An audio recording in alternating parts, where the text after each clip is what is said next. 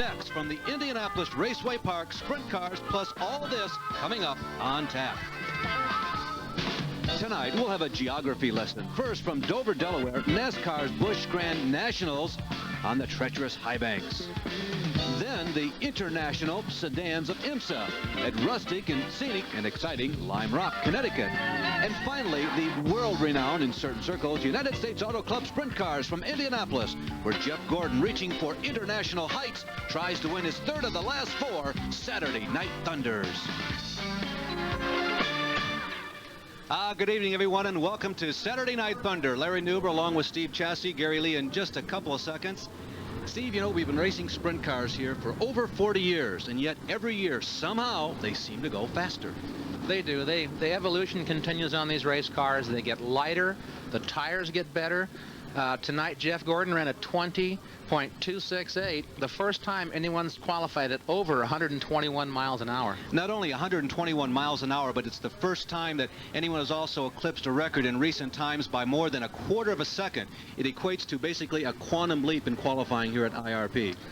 Well, it just takes a little bit to make a big jump, and just if you can hold the throttle down just that much longer, that much more. I asked him if the run was smooth. He said no. He says it was scary. So Jeff Gordon was giving it all that he had. And he will start on the tail of our very first heat race. And here is the lineup of that. Mike Blake in that orange number 81, a 40-year-old USAC sprint car veteran, starts on the inside. Denny Martini from the Cincinnati area on the outside. The row 2 is John Murphy, a midget grad, and Andy Stapp and the Stapp Enterprises 4U. The third row is Greg Staub, another Cincinnati area driver, actually a neighbor to Denny Martini on the front row. And then Andy Hillenberg, that is Indiana's Andy Hillenberg, in that blue and red, beautifully prepared number 25. And then the fourth and final row, the fastest qualifiers in this heat, the very number 1 heat. Jeff Bloom, he finished second in the Little 500 just a week ago. And on the outside, our brand new track record holder in the MP Vacuum Truck Service Special, that is Jeff Gordon. Remember, he went around this 5/8 mile oval here at Indianapolis Raceway Park at an average speed of better than 121 miles an hour. And Steve, that may pale to some people compared to the 220 of Indianapolis, but it's very fast here at IRP. It is fast. Here's another fast guy. Here's Jeff Bloom. He went out and he had one lap. No warm-ups, no nothing. He went out and I think he's what, 4th quick with just one lap. So he'll be a good guy to watch tonight. He's always fast on the pavement. One of the many entrepreneurs running in sprint car racing. He has 3 businesses of his own in addition to trying to maintain this sprint car. Now, he has 2 career wins in his sprint car career, but the last one came like 8 years ago. Great stop.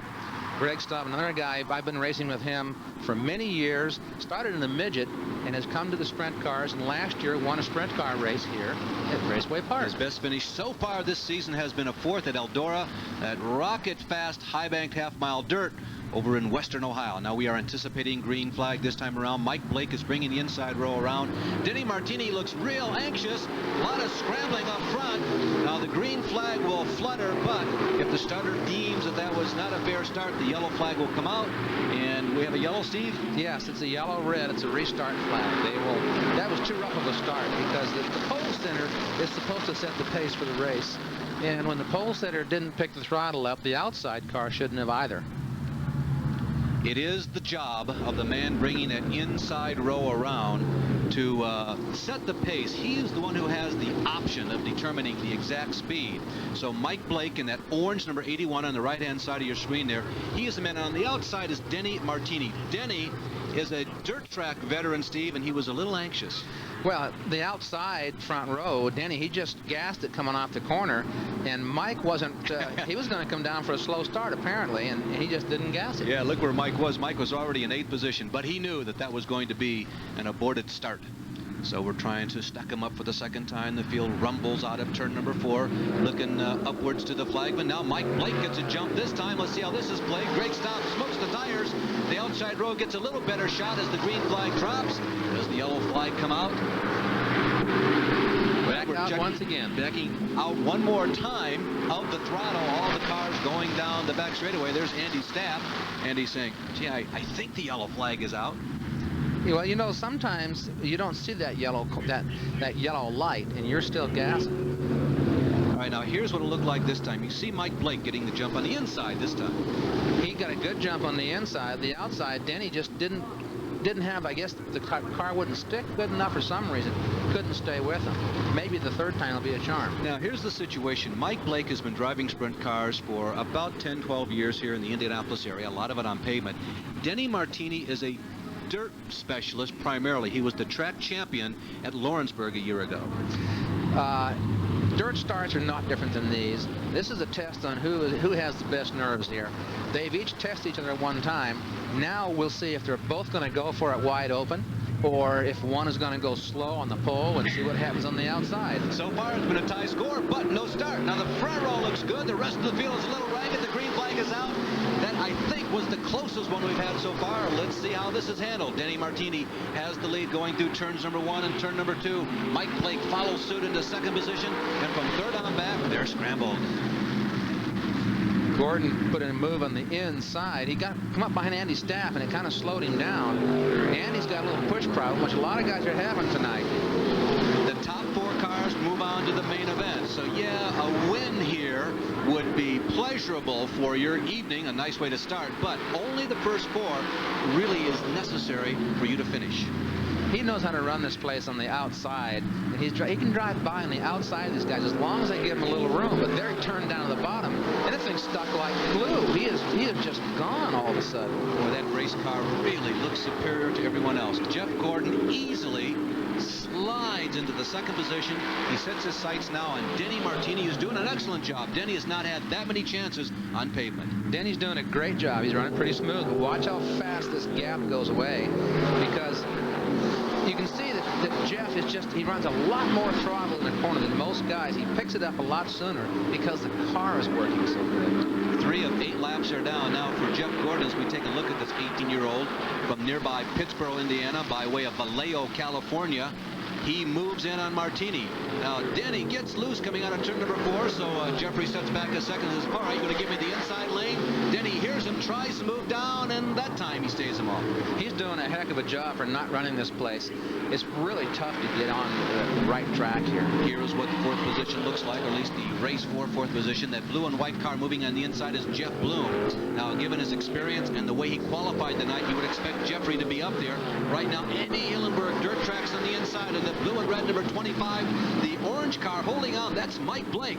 Mike has not had an opportunity to run up front that often in a sprint car race, but he is really holding his own on that groove 2/3 of the way up here at IRP. That was really a tough pass coming off the corner on the bottom. It's really, really hard. Most of the time you just smoke the tire and don't go anywhere. But look at Bloom. He smoked the tire right on by him getting in the corner. It continues to be Martini up front. Jeff Gordon is running in second. Andy Hillenberg has moved into 3rd position now, and Jeff Bloom has finally worked his way into the position that will transfer him to the main event. John Murphy, problems. I saw a little smoke come from his car a minute ago. White flag, the final lap. Now, see, Jeff makes a pass here. It just drove right on by him like he had it planned. Kind of makes you wonder if that's what he was thinking for, wasn't it? Well, maybe he waited for his tires to cool down after he made his charge at the front. When his tires were cool enough, saw the white flag, he went for it. Jeff Gordon, who not only set a brand new track record in qualifying, was running below the old track record at the feature setup, comes home first. 3rd goes to Andy Hillenberg, and 4th to Jeff Bloom, who, like Jeff Gordon, has come from the back of the pack. So the 2 Jeffs jump from 7th and 8th up to 1st and 4th. That was a good heat race, and I think we're going to see a lot of that tonight. For some reason, the track seems to be very fast tonight, and they can run almost anywhere on the racetrack. Jeff Gordon continues to parlay this machine that came to this track set up and ready to go. He has set a brand new track record in qualifying. Gordon, remember, has won 3 of the last 4 races seen on ESPN Saturday Night Thunder. So could this be the 4th of the last 5? He's won in a midget on dirt. He's won on a midget on this racetrack. We've seen him win in a sprint car, but on a high bank track at Winchester. Winchester and this racetrack are a lot alike. Although that's a high bank racetrack, you run the same gear gear, you're in the same stagger, and you run almost the same speed. Really? Here are the official results of heat race number 1. Jeff Gordon finishing first. Denny Martini holding on for second. Andy Hillenberg in car number 25 is third. And Jeff Bloom is the 4th driver to advance to the main event out of heat race number 1. Now, there will be 3 more heats tonight. We've had a very full field of cars. Over 35 sprint cars entered here tonight. And, Steve, that's a big field for the USAC sprint car division. We were talking earlier in the late 70s and early 80s, we had 40, 42 cars. This is a great field tonight. And it was a very competitive one, and the man who so far has been the most competitive driver, Jeff Gordon, is with our Gary Lee. Jeff, we've talked about your track record in qualifying, your race win here, but it has not been easy. Talk to us about the brake problem in hot laps when you almost collected the fence down there. Well, we've been having a little bit of a vibration down the straightaways with the car, and I think what happened was the vibration finally caught up with us and spit the brake pads out in the rear. So unfortunately, it happened to me right as I was going into turn 1, which is probably about the fastest part of the racetrack, and we come real close to hurting the race car. So we lucked out there and went out and got the track record. The Beast chassis is just really working good. Hoosier tires are really working with us. They're helping us out a lot, and the car is flawless tonight, and I hope we can get her going real good for the feature. I don't know what else he's going to do to top himself after the feature wins and the win here in the heat race, plus the new track record from Indianapolis Raceway Park. This is Saturday Night Thunder. We have a lot more coming your way on this Saturday, so stay with us.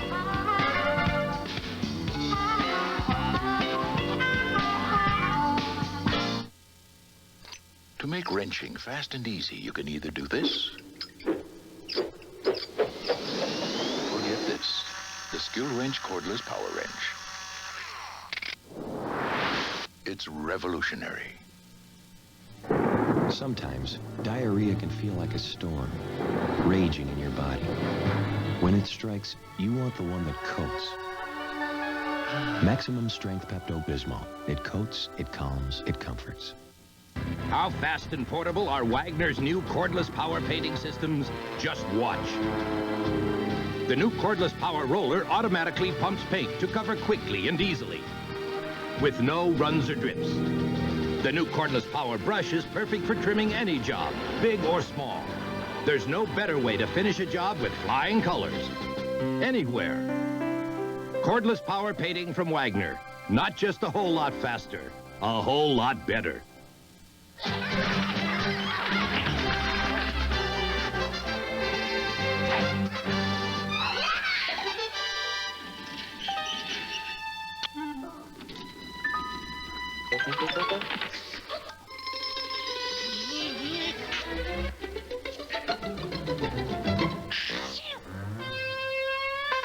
It's 7-Up Spot-a-thon. Get free spot stuff by collecting proof of purchases from specially marked 7-Up cans.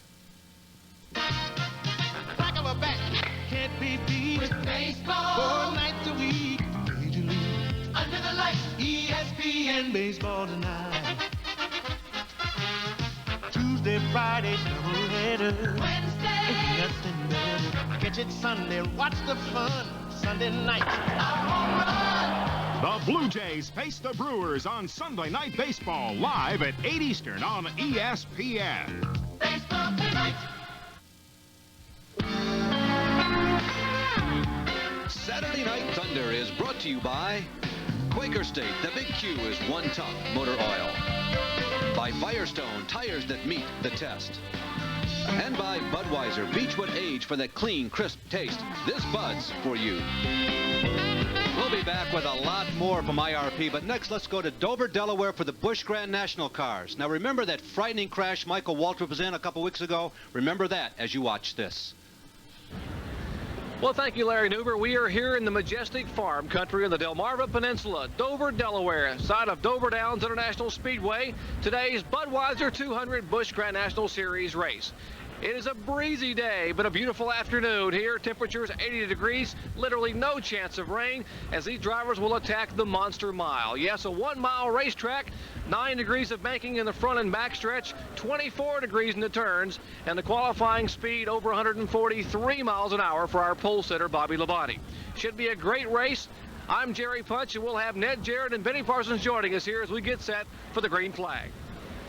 the 13th time the Busch Series cars have come here. There has not been a duplicate winner with the exception of one man, Darrell Waltrip, who won this race twice. Everyone else has not won it but one time as they've come here. Pace car now pulling down a turn 4. A lot of inexperienced drivers on the inside row. They take the green flag from Bobby Scruggs. Harry Gant down on the inside, back in the pack there, trying to get a jump on the start, but I think it sort of backfired on him, Jerry.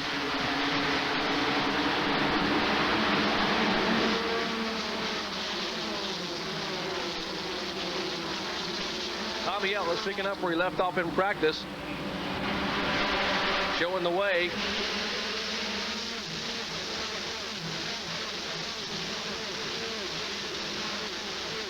The two veterans able to get a jump on the pole sitter. Bobby Labonte back in third spot. Already Tommy Ellis, who started outside, and Michael Walker, who started fourth, is now running second.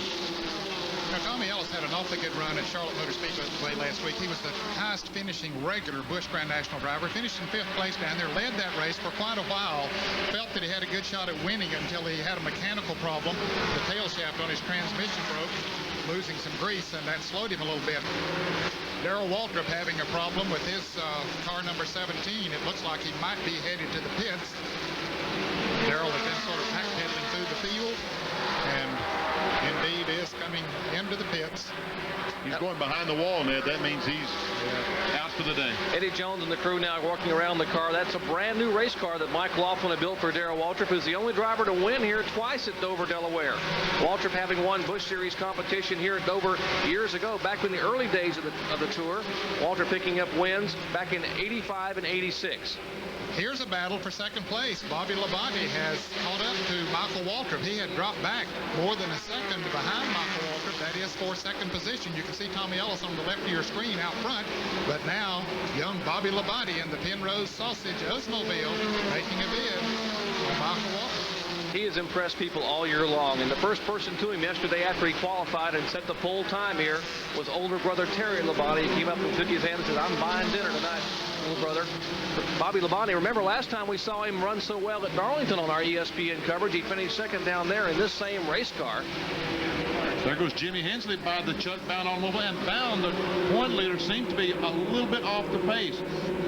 Looks like the car may be backing up just a little bit. Yeah, he has moved to the inside and let several cars pass him on the outside. That car is definitely not up to full speed. Back up front, Tommy Ellis showing the way here. There's Ellis in car number 99, and now Michael Waltrip really closing in on Ellis as they're moving in on the Jeff Spraker car. Yeah, when he gets in traffic, Jerry, I've noticed the last several laps, now that they're starting lapping cars, Michael Waltrip is able to move in closer, which means apparently his car is working a little bit better up in that second groove. Tommy Ellis being very careful as he moves up on the left traffic. Michael Waltrip had some ideas about going on the inside of Tommy Ellis' automobile at that time, but when he tried to turn under, his car got a little bit loose. Look, is he going to try this on the outside? Come on, Michael. I thought you learned about going on the outside in Bristol, Tennessee, Mike Waltrip, but apparently not. He does it here at Dover, Delaware. They call Dover a big Bristol because of the high banks and the demands on the driver and machine. Michael Waltrip made it look easy. Made it look awfully easy, and I tell you what, he's already pulled about 10 car lengths away from Ellis, and the 44 car driven by Bobby Labonte looks like he's going to pull up on the back of 99. I just wonder, could the 99's tires be going away? Could they be getting hot? What is the problem? As you were speaking, Rick Mask has come into the pits in the Raven Boats Buick. So that scheduled pit stop for Rick Mask. He was having some problems. And let's go down to the pits and John Kernan. Well, as we said earlier, Rick thought he had lost the cylinder. Whenever he came down the track just a few laps ago, his car sounded very, very sick. Sounded like it was only running on about 5 cylinders, so he's in the pit now. Looks like they're pushing him back and getting ready to end Rick Mask's day. Now, Tommy Ellis, as I just see going into turn 1, a lot of smoke coming from his car. Tommy Ellis having a problem. You can see the smoke boiling from the Goo Goo Buick. A lot of trouble for Tommy Ellis. Tough break for the 42-year-old driver from Richmond, Virginia. The Hunter racing engine having its trouble there, and the car had really been making its move. Tough break for Tommy Ellis. Here again, Jerry is closing up on Michael Waltrip. He looks like he's about less than a second behind him. Of course, he was right on Tommy Ellis's bumper when Ellis blew, and Ellis was gaining on Michael Waltrip. So now Gant has just picked right up there, and with those fresher tires on the outside, working to his advantage. Michael Waltrip showing the way here in Dover, Delaware, but it's going to get interesting very, very quickly as Harry Gant is closing in a hurry. Stay tuned. We'll be back.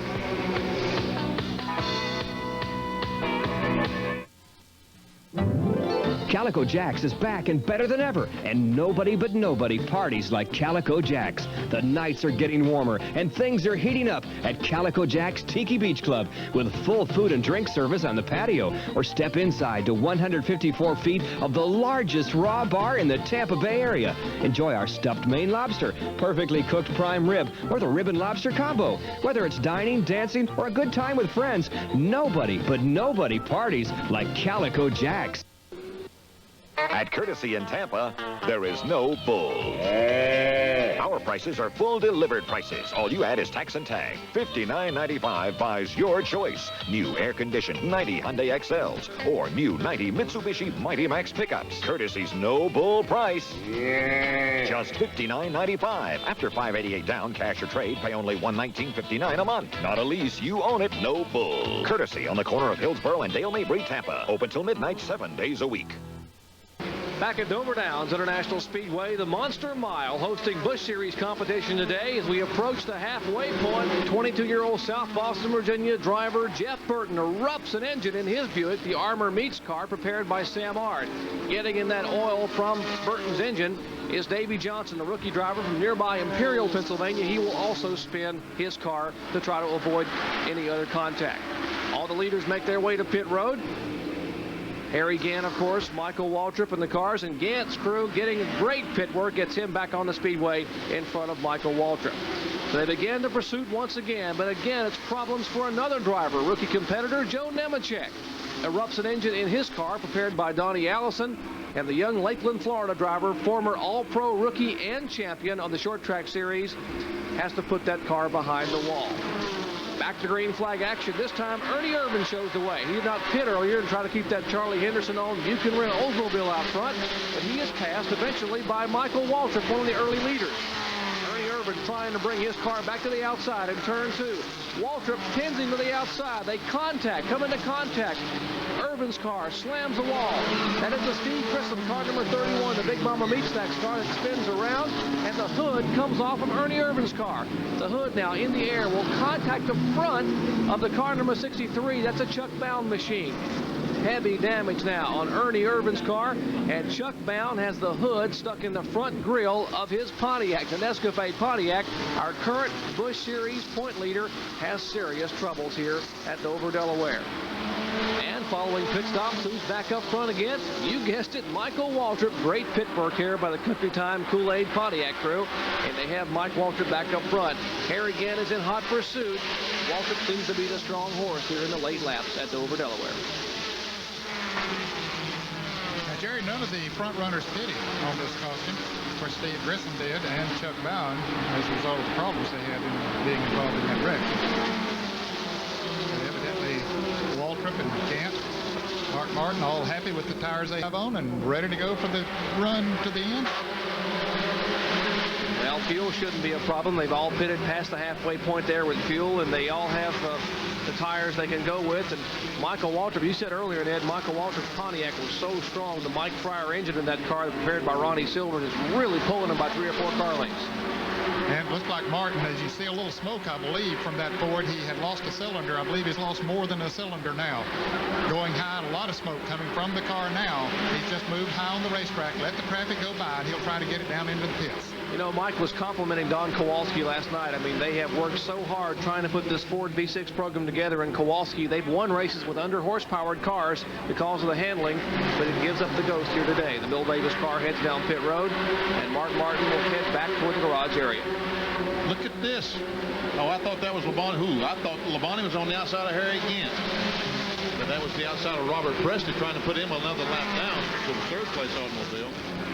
Robert Presley is one lap down in 14th place right now. In fact, there are 6 cars that are one lap down, including Robert Preston in 14th, and 15th is Patty Mawish. She's a lap down. Here's a good battle with Dick Trickle in 33 and Ronald Cooper in 56 battling for 7th.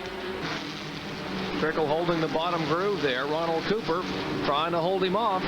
If the monster don't get him.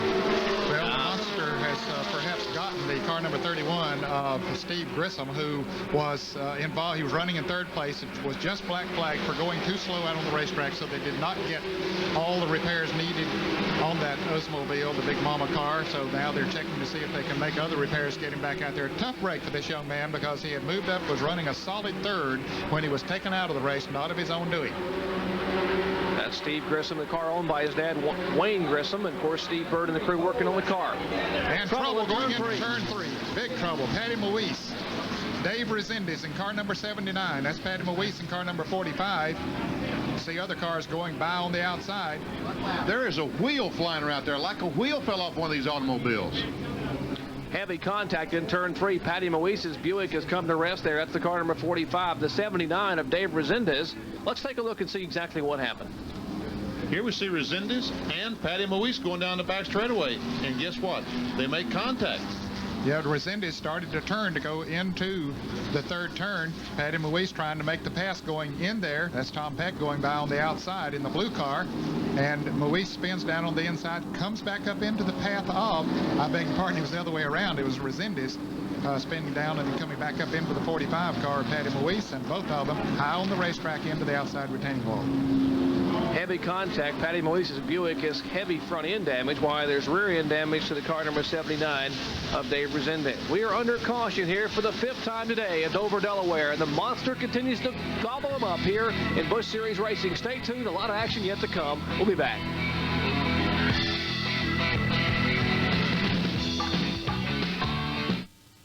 It's one of the most technologically advanced, most rigorously tested fluids on Earth, relentlessly measured for maximum protection against the friction, the wear and tear, the heat and stress of today's engines. It is today's Quaker State. In Europe, in Japan, in America, Quaker State quality has passed the most demanding tests automakers can throw at it. At Quaker State, we don't just say we're tough, we're tested tough. The big Q is one tough motor oil. We put our Firestone Firehawk GTX to the test, and won. The H-rated Firestone Firehawk GTX all-season performance radio, head-to-head against Goodyear, Goodrich, and General. It beat them all. Firestone, tires that meet the test. I'm beat. So's the competition. The Firestone Firehawk GTX, backed by a 40,000-mile limited treadwear warranty. See it at your Firestone retailer today.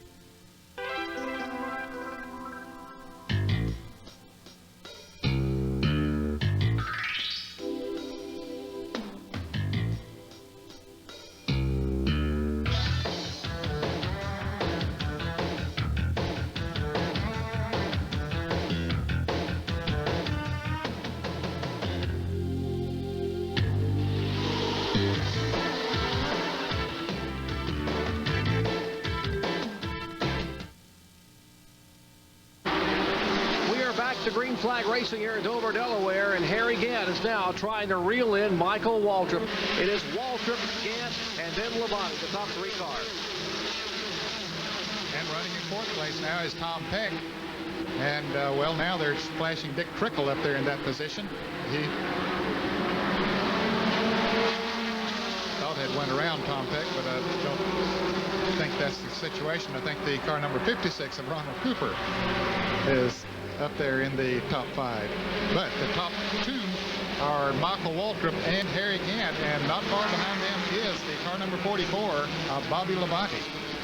Labonte's car slipping up in the turns. Michael Waltrip trying to pick up his 4th ever Busch Series win. He got his first win in Busch Racing here at Dover, Delaware in September of 1988. They're heating it up back in the pack. A battle between Chuck Bound and Elton Sawyer. Starting the car number 27. The lap car of Davey Johnson in front of him. That's the car number 26. And they're 8th spot. Car number 27. Elton Sawyer in 8th. Chuck Bound is 9th. Now, Bound is our current point leader. He was was in the accident earlier today and doesn't have the aerodynamics he would like to have in the front of his Pontiac when part of the hood of the Ernie Irvin car came punching into the front of his grill. He might have him this time. But will the Robert Presley car, how will it play into this situation? Well, he didn't get on the inside of him, so Presley in the car number 59, moving to the inside, giving them plenty of room, racing room on the outside, but Elton Sawyer goes high, Chuck Bowen goes by. Elton Sawyer's car drifting very high. That cost him position. Chuck Bowen will take over the 8th spot. Sawyer will be 9th, and Jack Ingram is 10th. Those cars on the lead lap.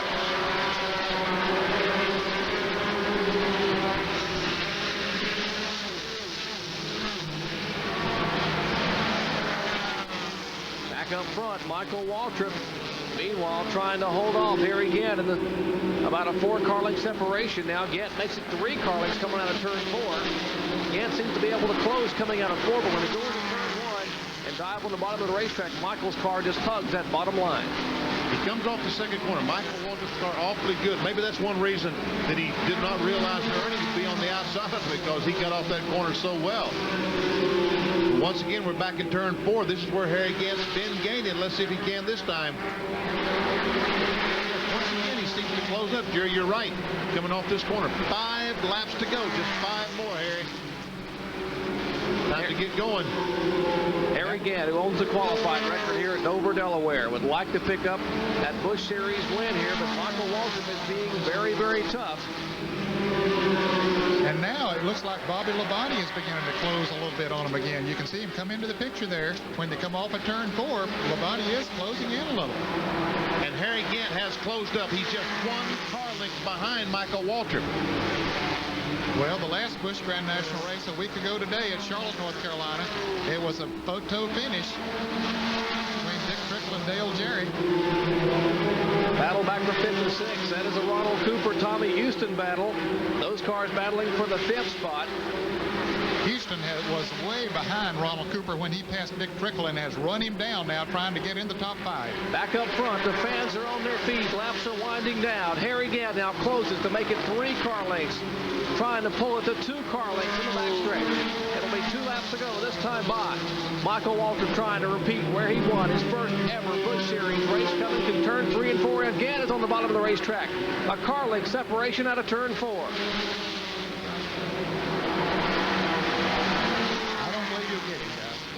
I believe Michael Waltrip will hold on unless he makes a bad mistake. Well, Harry trying to hold that bottom group. That time he was able to keep his Buick down to the bottom of the racetrack. It's a Pontiac for Waltrip, a Buick for Gant, an Oldsmobile for Bobby Labonte. Fans are standing and cheering, moving as Gant now inches closer and closer, a half a car length in turn 4. White flag from Bobby Scruggs, and the battle also heats up back there between Ronald Cooper and Tommy Houston. That's for 5th place. Battle for 5th. Cooper holding him off, but how about up front? Who's going to win it? Michael Waltrip has the advantage, a half a car length. Last time, Gant will dive to the bottom of the racetrack. Final lap. White flag is being waved by Bobby Scruggs. And on the groove on the inside of the track, and Gant will go high out of turn 4. But Michael Waltrip will hold off Harry Gant to take the win. Let's see this battle back. And Houston on the inside. The battle for 4th spot. Tommy Houston, no. Ronald Cooper holding him off. And what a finish here. That's the finish for the 5th spot. Tremendous race here, and there's a celebrating crew. Ronnie Silver in the crew, the Country Time Lemonade Kool-Aid Pontiac. Michael Waltrip, well done. Michael, 27 years of age, holding off. When you held off Harry Gant here on a track of 1 mile or less, you have done a day's work. You certainly have. Congratulations, Mikey. That was a great victory. Michael Waltrip waving to the crowd. He will celebrate momentarily in victory lane. He holds off Harry Gant, winning the Budweiser 200. We'll be back after this.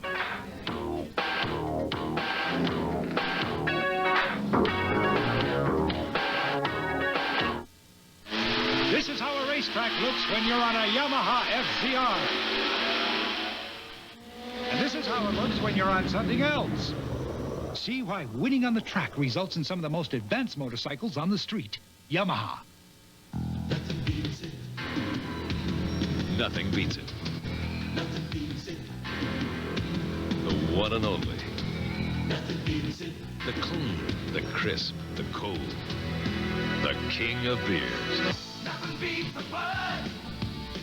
Nothing beats the king of beers. Nothing beats a Budweiser.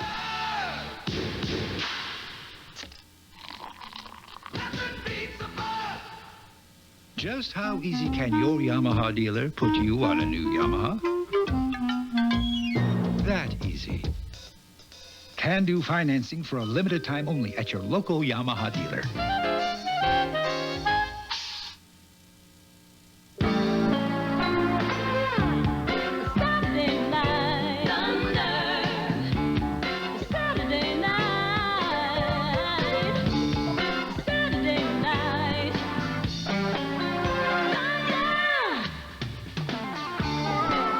Here with Saturday Night Thunder. Here's a look at the final results of the Budweiser 200. Let's go down to victory lane with John Kernan and the winner here at Dover. Michael, you pretty much ran up front all day today. You had the very, very strong car. Well, we knew it was good from the beginning, and we got a little bit off on our tires there when we elected not to stop early.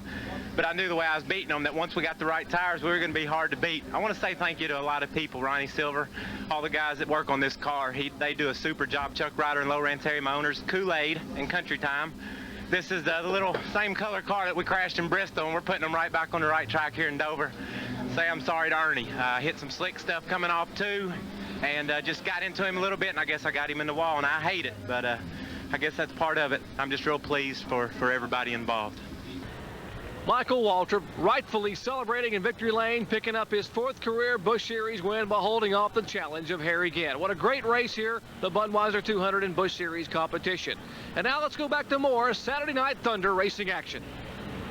Thank you very much, Jerry. Well, we'll give you some more sprint car racing a little bit later, but I want to talk just a second about Michael Waltrip. He really wears the red badge of courage for motor racing. That accident at Bristol, Tennessee might have been the worst single car accident in NASCAR history. Here's what's on tap next week. Next week on Saturday Night Thunder, cars originally designed to run on road courses, the American Racing Series on the oval at Milwaukee, Wisconsin. And then we have drag racing from Bristol, Tennessee, featuring the Pro Modifieds. And then finally, and of course, the USAC Sprint Cars and Midgets, exciting open-wheel action on the foreboding high banks. The Quaker State King Racing Buick, winner of the 1989 Die Hard Award for the most tough NASCAR miles, is winning again in 1990 as Brett Bodine takes first in the first Union 400. It takes a tough oil to keep a car running this tough, and it takes a tough driver to step right in, step on it, and win. But number 26 is one tough car. Brett Bodine is one tough driver, and Quaker State is one tough motor oil. Daihatsu owners talk about Daihatsu from Japan. When you can recommend a car to your best friend, you are driving the right car. We're talking about style and performance. Japanese quality I can afford. You get the same quality in Rocky, the wide track 4x4 by Daihatsu. That zippy 4-cylinder fuel-injected engine really gets it around. And Rocky has the widest wheel track in its class. Today, there's a Daihatsu that's just right for you. Daihatsu, one of the most respected names in Japan for over 80 years.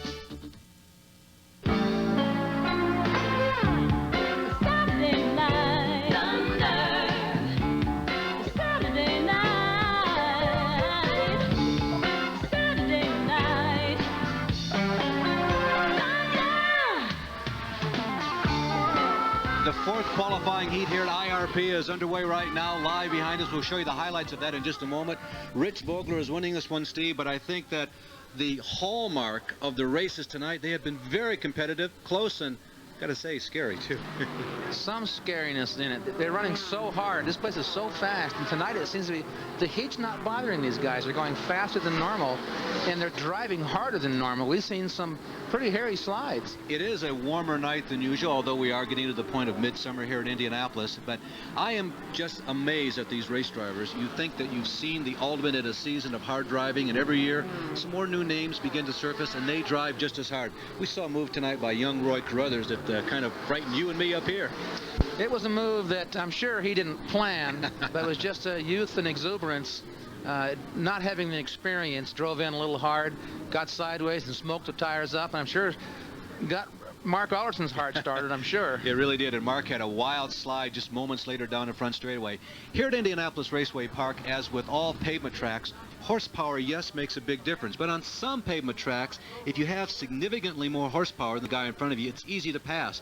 But here, no matter how much quicker, relatively speaking, you are, it's still tough to get around. It is. You need to have the horsepower, but this racetrack is so fast, it's important your race car really operates well. And then you have to have, I think it's known worldwide as the Eldora slide job. You run in behind a guy and turn down underneath of him, drive straight across the corner, and then slide up in front of him. If you don't do it right, you end up sliding rather than driving through the corner. Also known as the Steve Butler Indianapolis Raceway Park slide job, right? Okay. Of course, the other thing here at IRP is that the cars, they seem to be fairly well mated for this type of racetrack. At Winchester, some of the cars seemed loose, but here at IRP, yeah, the guys, you can see they overdrive them sometimes, but when they pull back maybe 9/10 racing, the cars fit well on this track. They do, but any racetrack, if you overdrive the car, they get sideways. But here, I think that you can run them a little harder and not slide so far because of the momentum through the corner. Here is heat race number 2. We're watching Eric Gordon. We talked about Jeff Gordon earlier tonight, setting a brand new track record and winning his first heat easily, which you saw live. But here is Eric Gordon, another young 20-year-old driver from the Indianapolis area. Eric he's very impressive. You know, he doesn't get a lot of headlines, but he's always fast, and he drives with a lot of desire, intense desire. He is second in points on USAC Sprint Car Circuit. That is he in that white, red trim, black numeral number 2 there in the bottom. Right now working to the inside of Red Stoker, who had a strong race in the early laps of this heat. Now Gordon is moving underneath Dave Durnwald, but Gordon, as we mentioned, is second in USAC Sprint Car points, and he led the championship dirt race on the 1-mile Indiana State Fairgrounds dirt track about a week ago. Yes, he did. Now, that was first and second. Bob Ciccone held on to win. Eric Gordon was second. The Robin's Egg Blue, number 22H of Rick Howerton, did a great job. He came home in third position, and Gary Fidoa, all the way from the back, late in the race, made a charge, an 11th hour charge, and he was able to move into the main event. But it was a very competitive heat race, as were all of the heat races here at IRP tonight. Well, we have the last chance race to go, and of course, the big main event coming up. So a lot more action from here, and a little more also.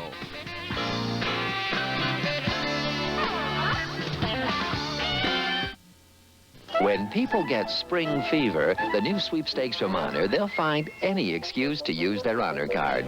Ice cream. Because every time they make an eligible transaction, they increase their chances of winning. New bocce ball. And with prizes like a new Cadillac, trips to Ireland, and Rolex watches, the excuses get pretty wild. Ballet lessons.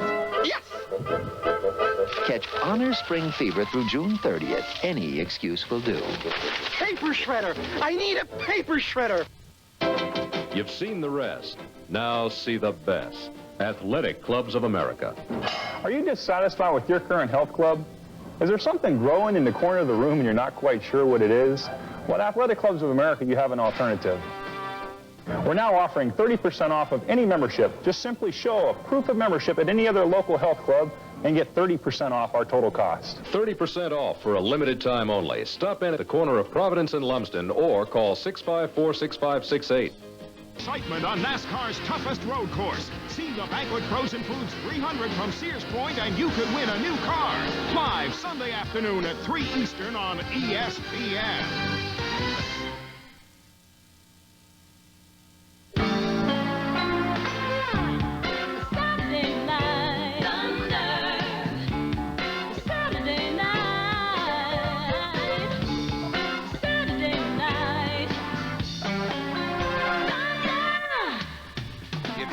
Motor racing news, stay tuned to ESPN. Motor Week is Monday at midnight this week, and Speed Week Saturday, next Saturday at 7:30 p.m.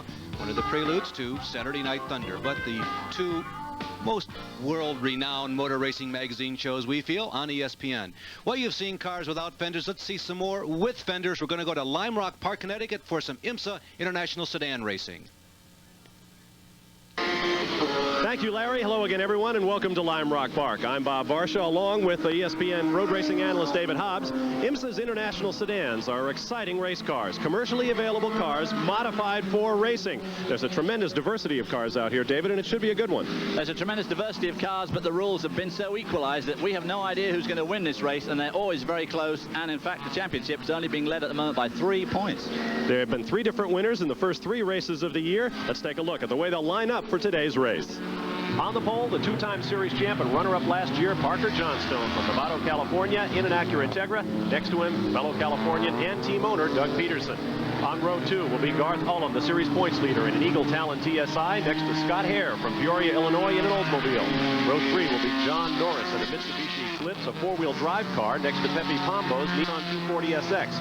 Row 4 will be Mike Rutherford, Norris's teammate, in another Mitsubishi, next to Charlie Downs in a BMW 325. Row 5 will be Butch Leitzinger in a Nissan, next to the BMW of Manny Matz. Row 6, Dick Starita in a Mazda MX-6, next to Bill Topping's Mercure. Row 7 will be Alistair Ogue in a Volkswagen, next to Gary Drummond's Mazda. Row 8, William Lambros in a Dodge Shelby. Tom Lytle has his Nissan next to him.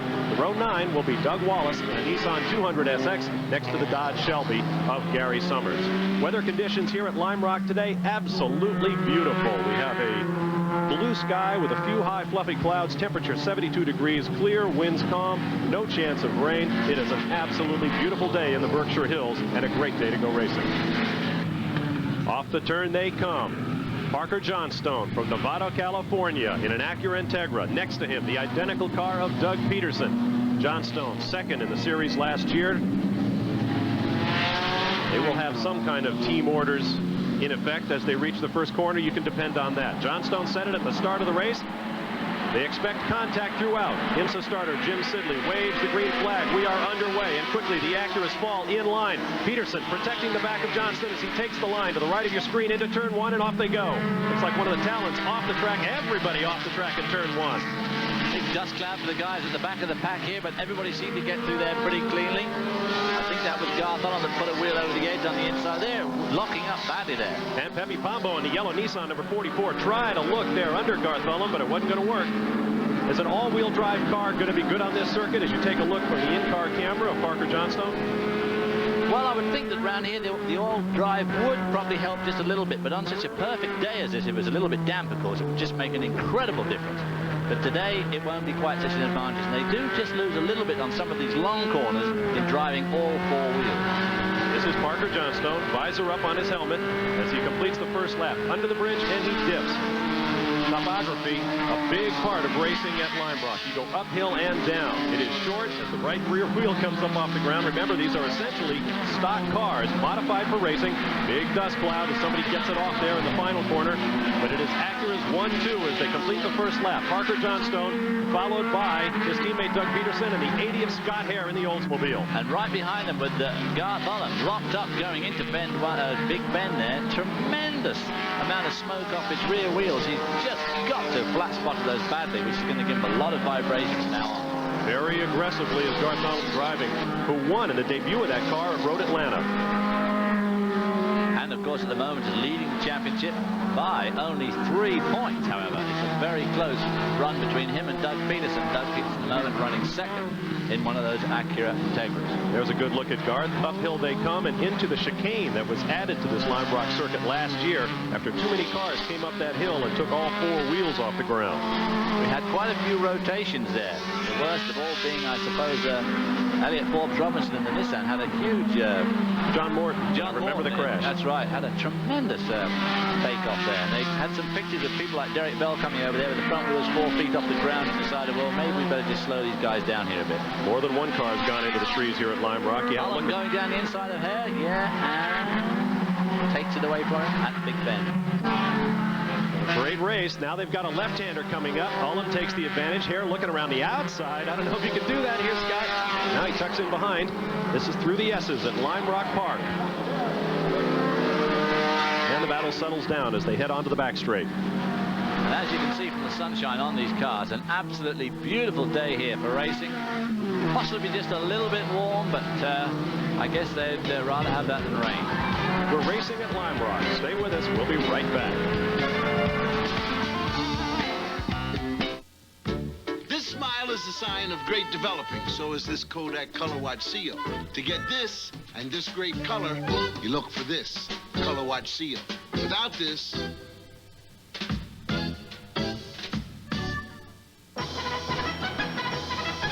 if you find that 2 hours of mowing your lawn feels like this, test drive the new Honda Hydrostatic Transmission Lawn Tractor and put the old tractor out to pasture. Winning. It can all come down to one spark plug, Champion. No other plug in the world has fired more drivers to victory than Champion spark plugs. Imagine what they can do for you. Champion. We race. You win. Win a trip for two to the Australian Grand Prix in the Champion We Race You Win giveaway. Enter now at your participating auto parts store or auto service dealer.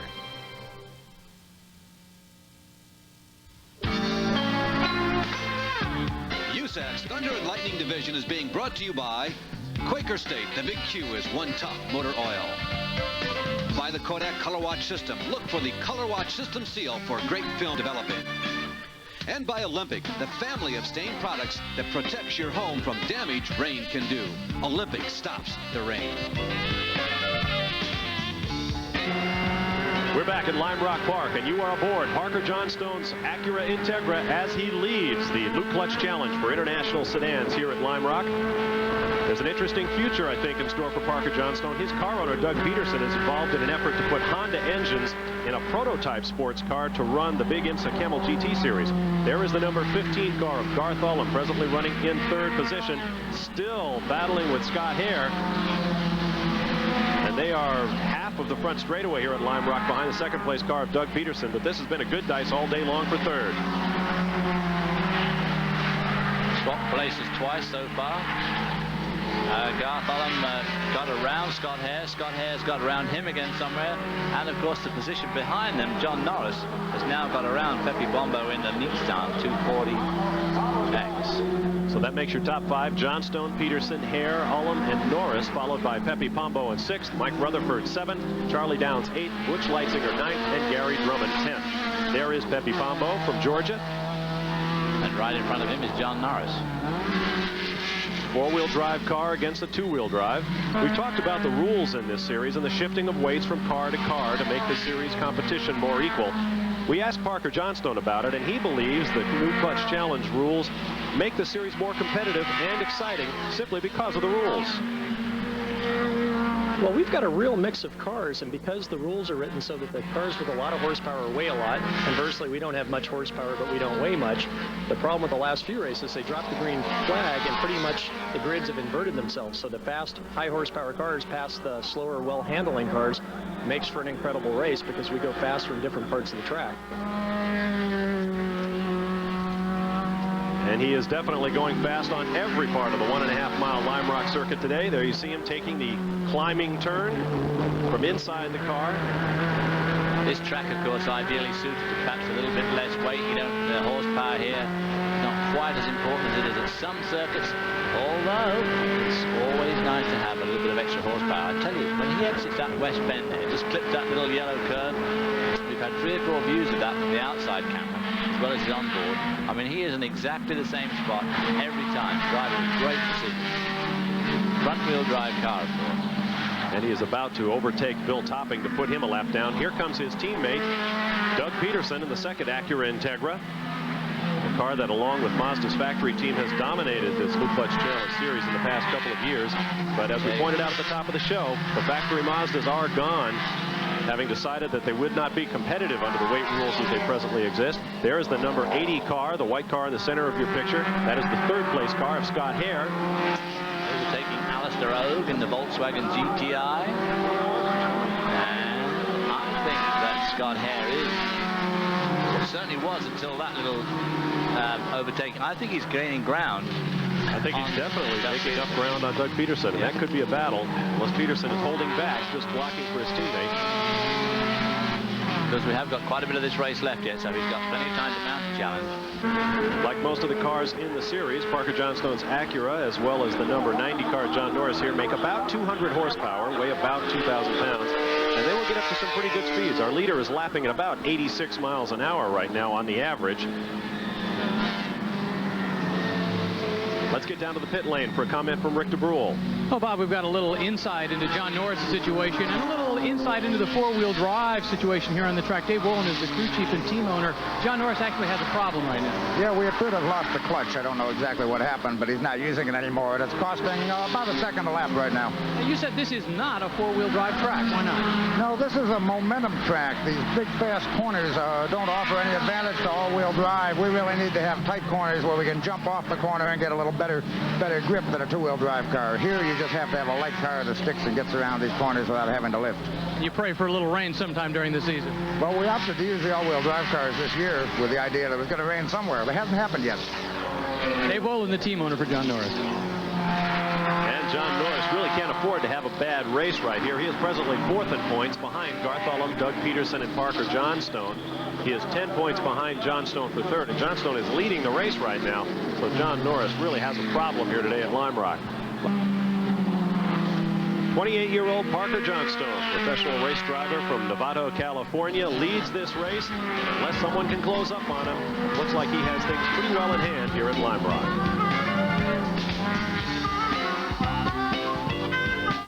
The 1991 Buick Regal sedan. It's going places. Regal features 4-wheel disc brakes and an available 3800 V6 engine.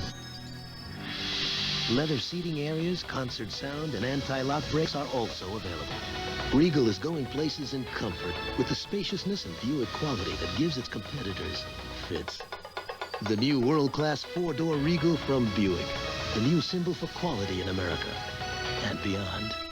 You don't have to worry when rain keeps pouring down, 'cause your home can take it, whatever comes around. We got something here to get you through the years. Olympic Oil Stain has pure linseed oil. Since oil and water don't mix, it helps stop water damage. It's no wonder we'll stop the rain. Olympic stops the rain. Back at Lime Rock Park, to the right of your screen, Parker Johnstone, the leader in this race, makes his way through turn 1, but behind him there is a battle going on. We'll give you a look at the interval back to the struggle that is developing between Johnstone's teammate Doug Peterson, to the right of your screen, and the man right behind him, the Oldsmobile Calais, number 80 of Scott Hare. Well, that weight saving, he's obviously got used to the car in its new lighter guise and its various foibles, and he is definitely catching up severely here on Doug Peterson. I've got to believe this is really a performance gap. He is really closing in on Peterson, because if Doug really had the horses, I got to believe he would move away. The lap's beginning to run down. A little bobble there in the chicane for the Oldsmobile. And I don't think Doug Peterson's got a problem, because he in turn is not that far behind Parker Johnstone, his teammate, and leading this race. There's not much in it, so I don't think that Doug Peterson's got a major problem. I think it's just that Herb Hare has really got himself going here. Maybe as his fuel load lightens off, the weight distribution on the car is better than it was at the start of the race, but whatever it is, he is really catching up now with Doug Peterson. And it may be a matter of the setup on his car. We talked with him about it, and Scott he says he prepares his car differently for this race. Whoa, number 90. Going backwards there. Is that the end of a spin, or is he just putting it to a safe space? John Norris off the racetrack. He was in 7th place. He'll be a lot further than that when he gets it straightened out. If he does, looks like he's on the back straightaway. Obviously had a spin because he was... Yeah, it was just out of the S's, leading onto the back straight, and now he's got a real problem getting straightened out. There are some cars coming. There they go. Let's see if we can take a look now at what happened to car number 90. John Norris put a couple of wheels, puts all 4 wheels off, just about has it saved. Goes to the other side, throws in a little 2.5 cycle yaw, and you can't recover from that. Around comes the rear end, and he backs it off on the no-name straight on the backside. Yes, very good. Well held, sort of well held. Not quite the same order of Nigel Mansell's spin last week. Meanwhile, we have a change in 2nd place. Scott Hare has gotten around Doug Peterson. He's gotten around him big time. Now he's just driving away from him.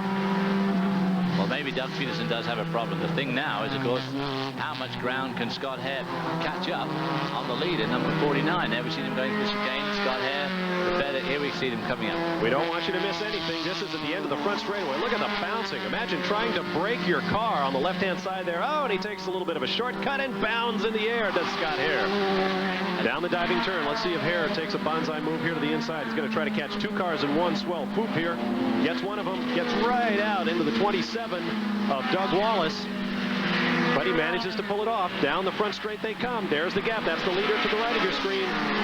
Second and third coming up quickly behind. And, of course, just exactly what Scott Hare wanted.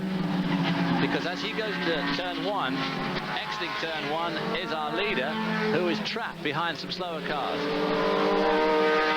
Final lap. The white flag is out here at Lime Rock. Not enough time. Scott Hare is running out of time. Don't give away the ending, David. You may be wrong, and I certainly hope so. Here comes Scott Hare. There is a look out front at one of the lap cars. That's Alistair Hogan, the Volkswagen GTI, just ahead of Parker Johnstone. There is Johnstone. Then the number 19 of Bill Topping. Then the number 11 of Dick Starita. And then the 80 of Scott Hare in second place. The hood on Dick Starita's car looks like it's about to open any minute. I think you lucked out, Dave. I think he's not going to have enough time. The checkered flag is in the hands of IMSA flag man Jim Sidley. He will wave it as Scott Hare sweeps wide to pass one more car at the finish. And he does. But Parker Johnstone has triumphed. His first victory of the season over Scott Hare, winning a great battle for second with Johnstone's teammate Doug Peterson. Garth Ullum unofficially in 4th place. Pepe Pombo finishes 5th, followed by Mike Rutherford. Those 6 cars all on the lead lap. Charlie Downs, Butch Leitzinger, Manny Matz, and John Norris fill out the top 10. We'll have a word with our winner when we return to Lime Rock Park in Connecticut. Dropping off your film is like dropping off your kids. You worried. Bye, son. See you soon. Relax.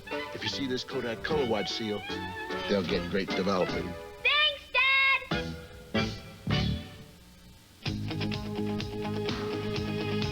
It's just a pure and natural beer for you. So icy cold, so crisp, so clean for you.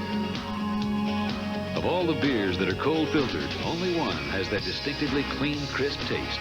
Budweiser, cold filtered and Beechwood aged for over 110 years. This Bud's for you.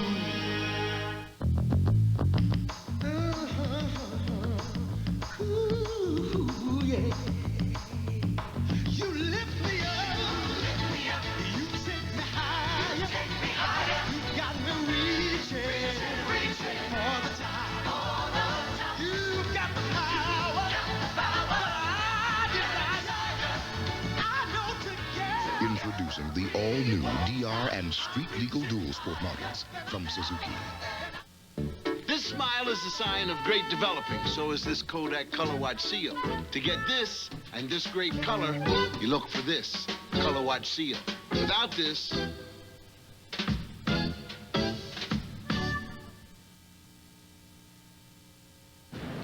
the checkered flag has flown here at Lime Rock, and Parker Johnstone has made his way to victory lane after his 17th career victory, tying him for the all-time lead in the Luke Clutch Challenge for International Sedans. Let's go down to victory lane. You says you never let up for a moment. Why not? Because I know what happens with traffic here, and it was real obvious that the guys back might make a charge at the end. So I used everything I had the first half of the race and then tried to maintain that cushion to the end. And I could hear our crew chief, Don Erb, giving intervals to my partner, and they were slowly gaining on him. So I know he had the same strategy. I got hit a few times in traffic, even though the guys were great and trying to do the right thing. They can really hurt you. And this Acura Integra from Comtech Machine got me through to the end, and I'm just pleased as punch. Don Erb said he was scared the entire way, that this track was a monkey. He had to get off his back. That's exactly how I felt, and as we said earlier, as soon as I got through turn 1, I was so amazed I wasn't hit. I almost drove straight off the track by myself, and we made a few changes between the warm-up and the race, which could be deathly, but I made a few adjustments with the rear bar, and the car came in great, and I tried some different lines and tried to find the quick way around the racetrack, and BF Goodrich Acura Integra got me there, and I haven't won one in a while, so this is really great. Parker Johnstone, a happy victor here at Lime Rock. So that's the story of IMSA's Luke Klutz Challenge from Lime Rock Park. For Rick DeBrule and David Hobbs, I'm Bob Varsha. We send you back now to Larry Newber at Indianapolis Raceway Park. Thank you very much, Bob, and congratulations to Parker Johnstone. We see there another example of racing being a proving ground for the new manufacturers that are hitting the world of the automotive industry. Now, we're coming back to Indianapolis Raceway Park, where the track is very fast tonight. We've had a brand new track record in qualifying and in the heat race set by Bob Ciccone.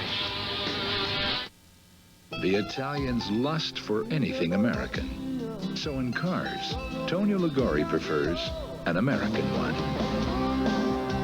And of all the ways to a woman's heart, he chooses the American way. Cool, clean, Old Spice. #1 in America. #1 in the world. Only one shave cream in the world helps give a shave so close, with a scent so clean. Old Spice.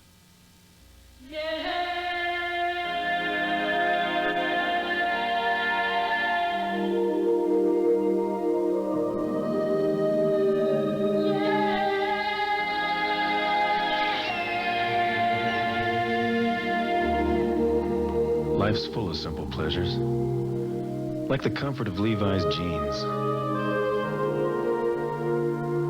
Or had you forgotten?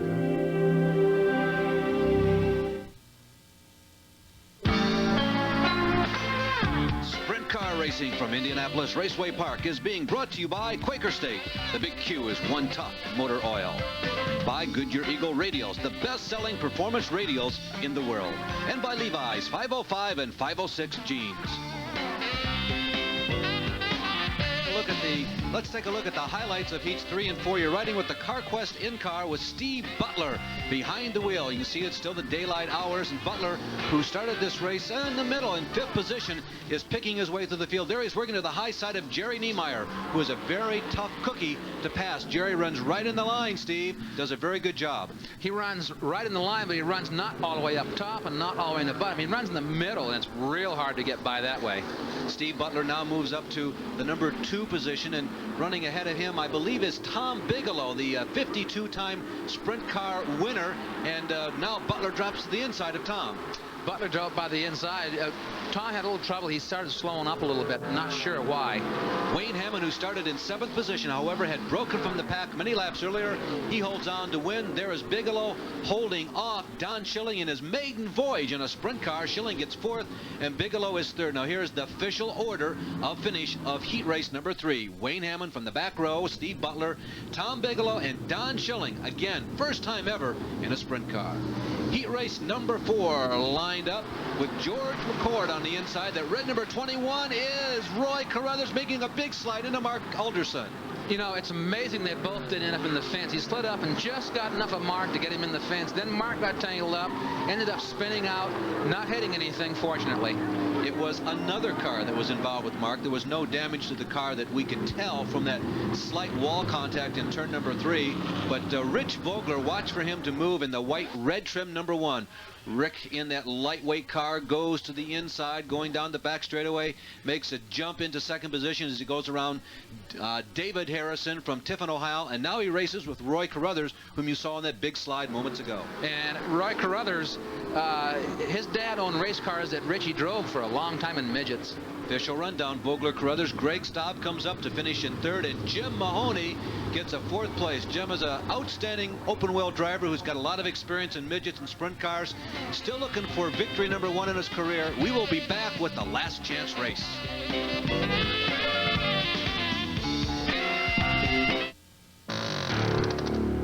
The house we bought could have been a painting nightmare, but Easy Painter one-coater brushes, rollers, and pads cut the job down to size. With the lightweight wide-track roller, we got guaranteed one-coat coverage even faster. With Easy Painter one-coater, the job's done right, inside and out, guaranteed. Easy Painter one-coater. Where there's a wall, there's a way.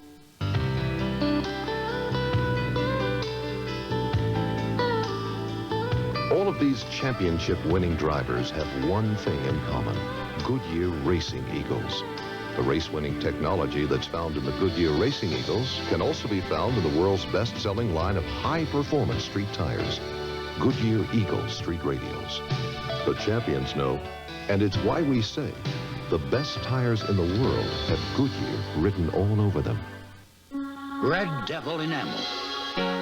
You can always count on its durable finish. Harder than ordinary paints, its beauty lasts and lasts. Red Devil enamel for the finish of a lifetime. Sometimes, diarrhea can feel like a storm, raging in your body. When it strikes, you want the one that coats. Maximum Strength Pepto-Bismol. It coats, it calms, it comforts. Baseball Tonight has all the highlights, all the news, and all the views every night. If it happens in baseball, you'll see it on Baseball Tonight, only on ESPN. Baseball Tonight. Get ready for bumper-to-bumper excitement on NASCAR's toughest road course. See the Banquet Frozen Foods 300 from Sears Point, and you could win a new car. Live Sunday afternoon at 3 Eastern on ESPN.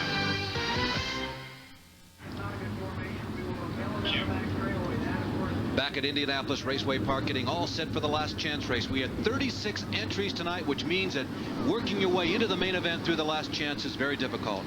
On the front row, the fastest qualifiers in this race, Gene Lee Gibson and Red Stouffer from Ohio and Florida. The second row, Greg Staub out of the Cincinnati, Ohio area, and Larry Tyler, another Florida driver. Then Mark Alderson and Andy Stapp. Bruce Field and John Murphy out of the midget ranks. Charlie Workman Jr. and Dave Durnwald out of Ohio. Another Ohioan, Jerry Niemeyer. Then George McCord. Mike Blake from Indianapolis. Steve Eimel, Roger Anderson, and Mike Peters. Now, we ran through those very quickly because we're going to green right away.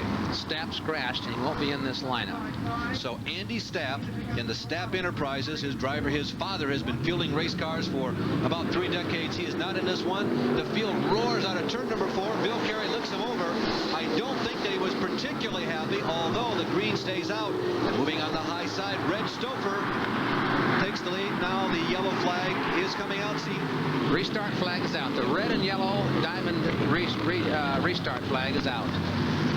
Bill was so, Flagman Bill Carey was so nonchalant about that. He didn't panic at all. He let the field go by, dropped the green flag for safety reasons, and just kind of turned his head.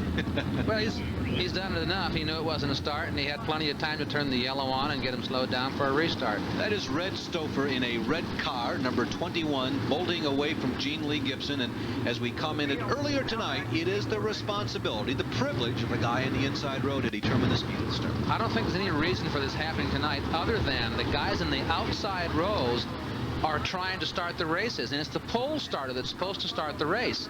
And they are not allowing the outside row to start these races, which is the way it should be. Which is pretty unusual also, because the fastest lane normally at IRP is off of the outside. So normally it's the guy on the inside is too anxious and he wants to jump. Yeah, well, maybe they're thinking if they bring him down slow enough, they can have a drag race down to the first turn. And Gene Lee Gibson is a veteran driver, a veteran super modified pilot.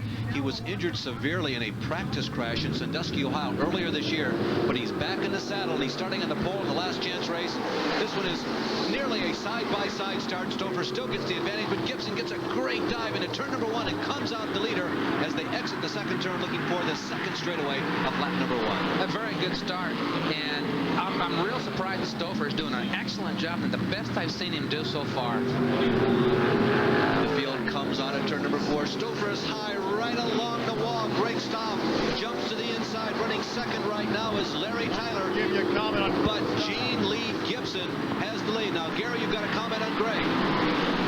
Well, Greg Staub talked earlier about how much rubber we've had on this racetrack. We had 3 hours of practice. This track has as much rubber as it's ever had, and both of these cars have complained about a pushing condition. Greg said, I overcompensated. He said, I burned off the right front in the heat race, so we've changed the chassis and should be a lot better for the semi. So we expect a lot of good things from Greg Staub. On the leader, though, let me quickly comment on Gene Lee Gibson's number 0 car.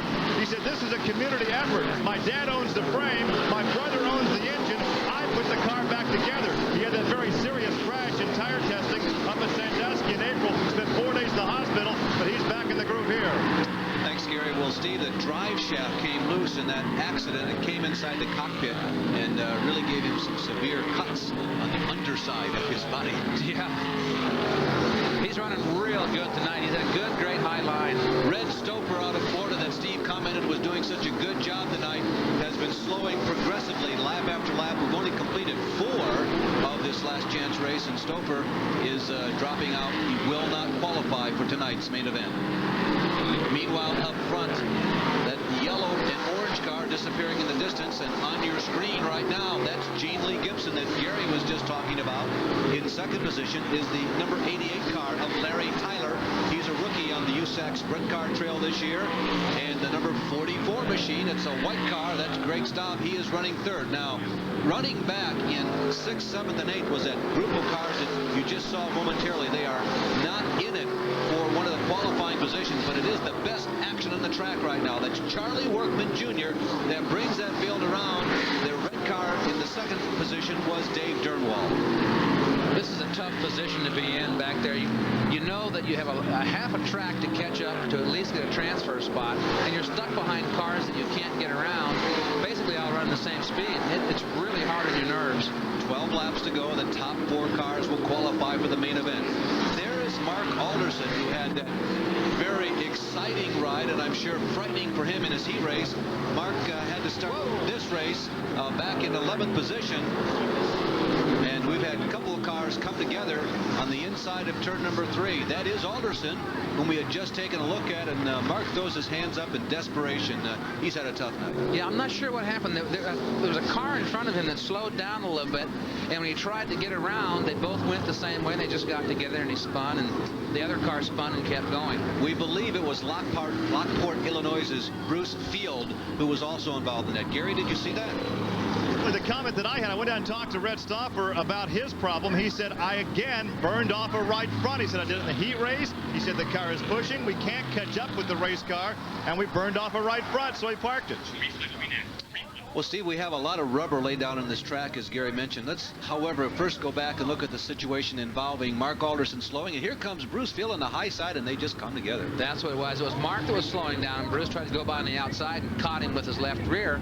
Got very lucky, got turned back around, kept the car going, and is still in this race. Well, that was unusual. Mark slowed down suddenly going down the back straightaway, and normally when you slow down, you move down out of the groove, and I guess Field just anticipated that Mark would be enough out of the way by the time he reached there. That's what it looked like, but you know, without being in the cockpit, it's hard to make a judgment. Well, 7 laps of 12 have been completed. Gene Lee Gibson is the race leader. Larry Tyler runs second. In third position in car number 44, one of 2 numbers 44 running here tonight, is Greg Staub. As we take a look at Mark Alderson, who says, no, I'm fine. My race car has been up a little bit. In 4th position in car number 3 was Mark Alderson, but now he is dropped out of the race. Bruce Field was in 5th, and he is still in that position. He was able to escape that incident. Mark saying, I don't know what happened. I don't know what he was doing. He raises his hands to Bruce Field and say, didn't you see me? And Charlie Workman Jr., whom we showed you briefly in the gold number 45, right now he moves up to 5th position. But the action figures to be pretty hot and heavy there for the 4 spots, Steve. It does. And Charlie's one of those guys that's here every week, does it on his own, works hard, and really hasn't really had a lot of good fortune. Maybe tonight's the night he'll end up in the 4th spot and make a feature race and get a chance to make a little money for a change. I am really astounded at Bruce Field because Mark Alderson bumped him. It wasn't a hard hit after they spun around, but it looked like there might have been some damage to that car. He did spin. Maybe the tires are flat spotted, although at these speeds, flat spotting is not nearly as much of a factor as it is in the Indianapolis car or Winston Cup racing. Oh, no, here you can slide here quite a ways and get going again and not really flat spot the tires because, like you say, you don't have, first of all, the downforce weight and the speed, so it doesn't slide such a long ways. You're looking at the first 3 cars. That is Greg Staub in 3rd. There is Bruce Field, whom we were talking about. He's in 4th. In 5th position, Charlie Workman Jr. in the bright gold number 45, just motoring around out there. There is George McCord. And darting down on the inside, that was Dave Durnwald trying to get a jump on the rest of the field. Tyler makes a move to the inside, doesn't quite make it though. Gene Lee had the top groove and had the momentum, and now that he's seen him, he'll try a little harder to stay in front. You see that a lot. particularly a relatively flat pavement track. The driver running in second figures that this is my only chance to make a pass on the restart. Now we go back and look at that spirited joust for the 4th position, the final transfer spot. Charlie Workman Jr. from the Indianapolis area, car number 45, a former national quarter midget champion, going against Bruce Field, and Charlie has a little bit of a room down on the bottom. He drives in on the inside. I don't know if he can hold. He's trying to fight the car and hold it down, put a little throttle down. Now you a little sideways, off the corner. Didn't quite make it that trip, but that was a good try. Boy, it's really tough to get around at IRP when the cars are evenly matched. This puts the sport, however, back into the hands of the driver. It really does. It's into the hands of the driver on a racetrack like this with a lot of rubber down and evenly matched cars. Now, Steve, we heard about all that rubber that was laid down and that the cars were getting an understeering condition. Is that pretty common, that cars are just getting such a strong bite when you have so much rubber down they don't want to turn? Well, there's a lot more rubber in the back than there is in the front. So the rubber on the racetrack, it's rubber to rubber, and the rear tires overdrive the front. And I'm really hoping to see a good finish here with Charlie. The white flag is up. There is your race leader, Gene Lee Gibson, running in a comfortable second position as Larry Tyler. Third is Greg Staub. And here is the story as Charlie Workman Jr. goes to work on Bruce Field. He's going to have to try the outside, I think. He tried the inside now. He's going to try it again, I think. Well, I don't know. He hit the outside line for a minute there and lost a little bit. He's only got a couple more corners to go. Gene Lee Gibson gets it. He moves in. Here is the last chance. Here he goes on the inside. Can he make it? The crowd's on the feet, and he just was short by just maybe a wheel. What an effort by Charlie Workman Jr., but Steve, it sure did look like from our angle that he just was nosed out by Bruce Field. Great effort, Charlie. It was an excellent effort. He waited the very last corner in the very last lap. Well, let's take a look at it again, Steve. Coming through the 4th turn, he's waiting. He turns down below Bruce, gasses it off the corner. Bruce had a little momentum. He had him for a minute, but the momentum carried Bruce on by half a car length, maybe. Boy, fascinating. That position changed, actually, officially about 3 times from turn number 1 to the start-finish line, but Charlie Workman Jr. falls just a little short. But Gene Lee Gibson is the winner of the last chance race, and he and 3 others move on to the main. One Tough Motor Oil announces one tough guarantee. The Quaker State 250,000-mile or 10-year guarantee. Register your new car at a participating service center. Then use only Quaker State. Have oil and filter changed as directed at a service center. And if any lubricated engine part suffers an oil-related breakdown within 250,000 miles or 10 years, you're covered. Quaker State guarantees it in writing. The big Q is one Tough Motor Oil. How fast and portable are Wagner's new cordless power painting systems? Just watch. The new cordless power roller automatically pumps paint to cover quickly and easily, with no runs or drips.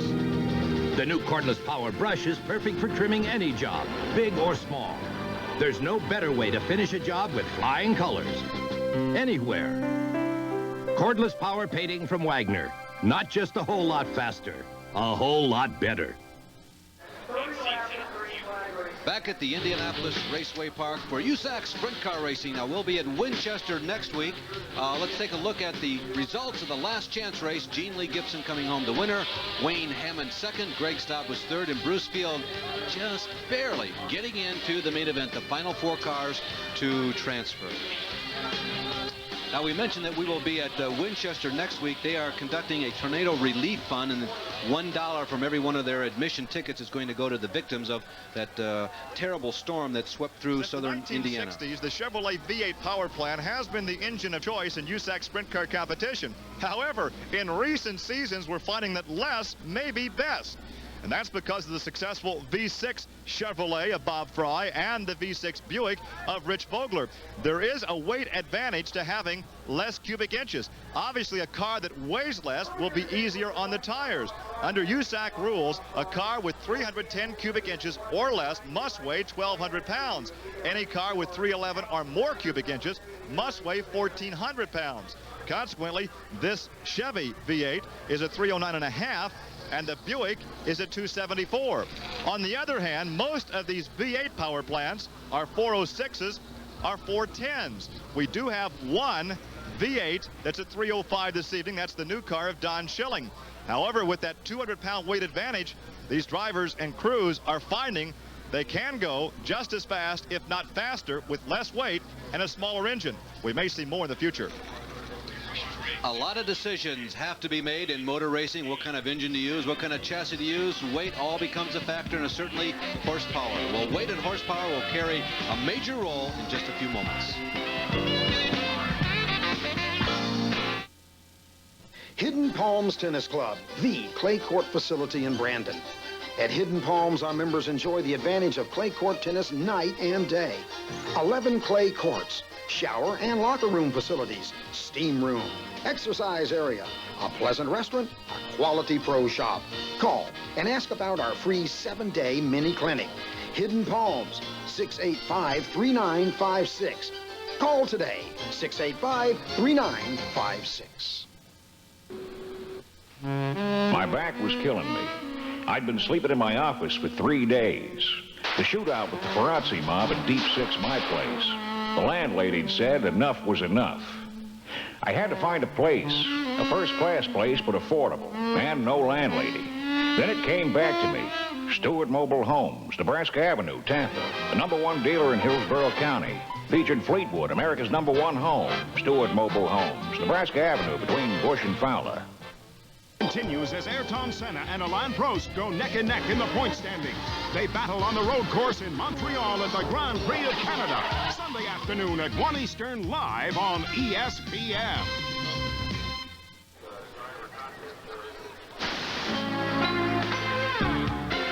We are not too far from the world-renowned Indianapolis Motor Speedway. This is the Indianapolis Raceway Park, which has a world-renowned all of its own. The National Hot Rod Association has its major event, its big show annually here, and the Indianapolis Raceway Park has been one of the most successfully promoted short tracks in America, showing not only open-wheel cars, midgets, and sprints, but also late models. Steve, they really do a fine job here, put a lot of people in, and contribute to the sport of motor racing. Well, it's amazing how most races you go to in the area, when you look in the grandstand, you see a lot of wood. When you come to the grandstands and look at them here at Raceway Park, you see heads in the grandstands. Yeah, indeed you do. Of course, Saturday Night Thunder has found a home here at Indianapolis Raceway Park, and we've had some terrific races here over the past 2 seasons. Standing by down on the infield of IRP is Gary Lee. Well, Larry, we talked about this driver right here and this power plant when we compared the weight aspect with the V8 and the smaller V6. This is Don Shelley, and talk about weight. Look at this aluminum seat. They've cut out the holes to save about 3 or 4 pounds. It took him about 50 hours to do this, but he has saved some weight. Now, Don, we've seen you here on ESPN. You've won, you've set track records, but this is your first time in a brand new sprint car, and listen, you're getting an education out there. Yes, sir. It's a different world out here with these guys. We don't know. We're just going to try and run a consistent race and finish well and keep the car in one piece and learn as much as we can. Compare, if you will, for those watching, how this car handles the characteristics compared to the much quicker handling midget. The midget seems a lot easier to drive to me, as far as you can move the car around on the track. Maybe it's just this engine and chassis combination, but you got to pass. This car seems to go into the corners deeper, but you know, you can't pass in the corner. You can't push it around in the corner. My particular midget works very well in the corners, as you know, and it makes passing a lot easier. So we'll just have to work at it and learn this deal. As we say, he has a classroom, an education, and right here is the classroom. Larry? Steve, the late Tim Richmond once told me that you feel like God in a midget. You're in control. But in a sprint car, you're just along for the ride. It drives you rather than you it.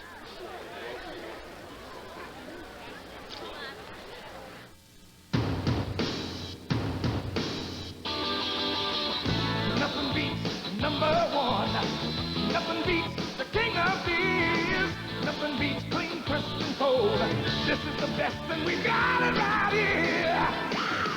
Nothing beats a Bud, yeah, nothing beats a Bud, yeah, nothing beats a Budweiser. Nothing beats a Bud.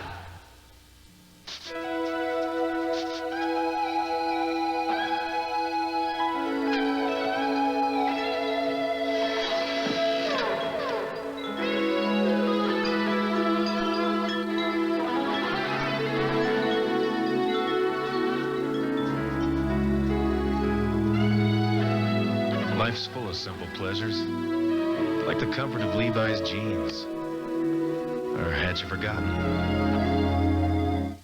What makes a Quaker State engine so tough? One tough motor oil. And being tough takes more than just talking tough. There's a brand that says it's been engineered for smaller engines, while Quaker State has been tested tough for small engines. In Japan, in Europe, and in America. In fact, Quaker State has toughed out the most demanding specs for every size engine in every size car sold in the U.S. What makes any size Quaker State engine so tough? Quality engineered Quaker State. The Big Q is one tough motor oil. How fast and portable are Wagner's new cordless power painting systems? Just watch. The new cordless power roller automatically pumps paint to cover quickly and easily, with no runs or drips. The new cordless power brush is perfect for trimming any job, big or small. There's no better way to finish a job with flying colors. Anywhere. Cordless power painting from Wagner. Not just a whole lot faster, a whole lot better.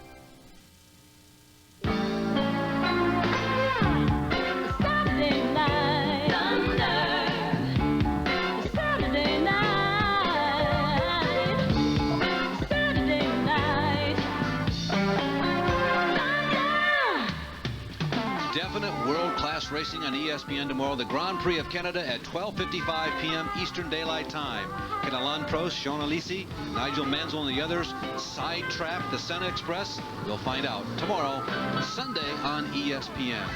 On Tuesday, the 12th of June at 1:30 a.m. from Milwaukee, Wisconsin, the American Racing Series takes to the airways.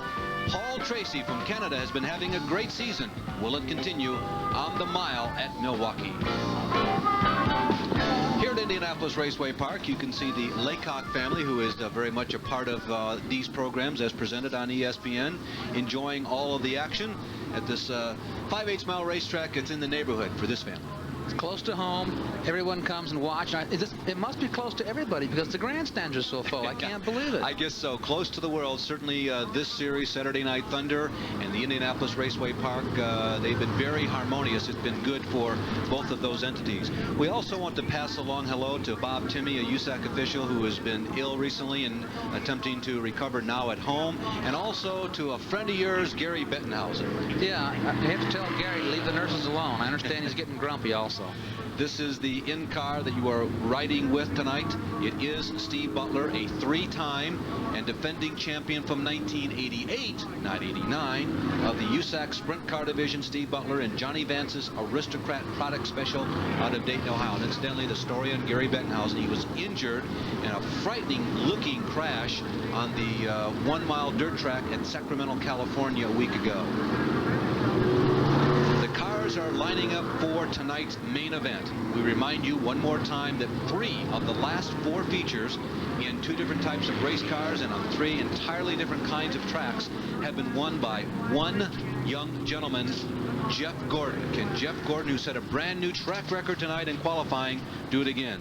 We'll run down the starting grid, but first let's hear again from Gary.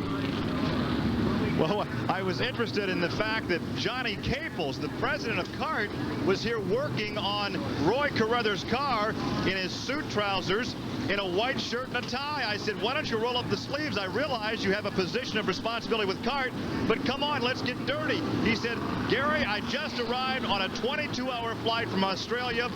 Dana, his wife, picked him up at the airport, drove him out here. He didn't take time to change clothes. He said, I didn't see Roy run. They told me how the car was handling, and I'm going by that information to set the chassis. So he is here working. He's finally taken off his tie. Now he's getting into it. Steve, do you think it's a good thing or a bad thing that he didn't see that exciting ride that Roy had in the heat? Well, my 2 thoughts are it's a good thing he didn't see that ride that Roy had in the heat. The other thing is, it's pretty tough to come in cold and make some changes on a car that was running good enough to run up in the heat and make a feature and to make it better without seeing it. You know, I've said this many times before, Steve, but it bears repeating, and that is Johnny Caples is one of the only, I think he is the only man who has owned and fielded an Indy car recently, and now he's the president of CART, who has a USAC Sprint car win in his hip pocket. I'd say he's the only owner that's ever driven a sprint car. I'm not sure of that, but I would like to say that. Here is the starting lineup for tonight's main event. The first 6 cars are inverted. The fastest qualifier will start 6th.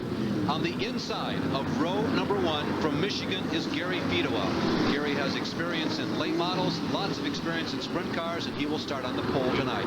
On the outside of Michigan neighbor Jeff Bloom, one of the original Michigan monsters, fresh off a 2nd place at the Little 500. In row number 2, side by side, are Rich Vogler, the many times winner on ESPN and in USAC in that white car, and Floridian Wayne Hammond, the champion of the Sprint Car Pavement Series a year ago here at IRP. In the 3rd row, the port side is Eric Gordon. The starboard side is Jeff Gordon. This could be an exciting dive to the front by these 2 young drivers, a brand new track record for Jeffrey in that black number 4.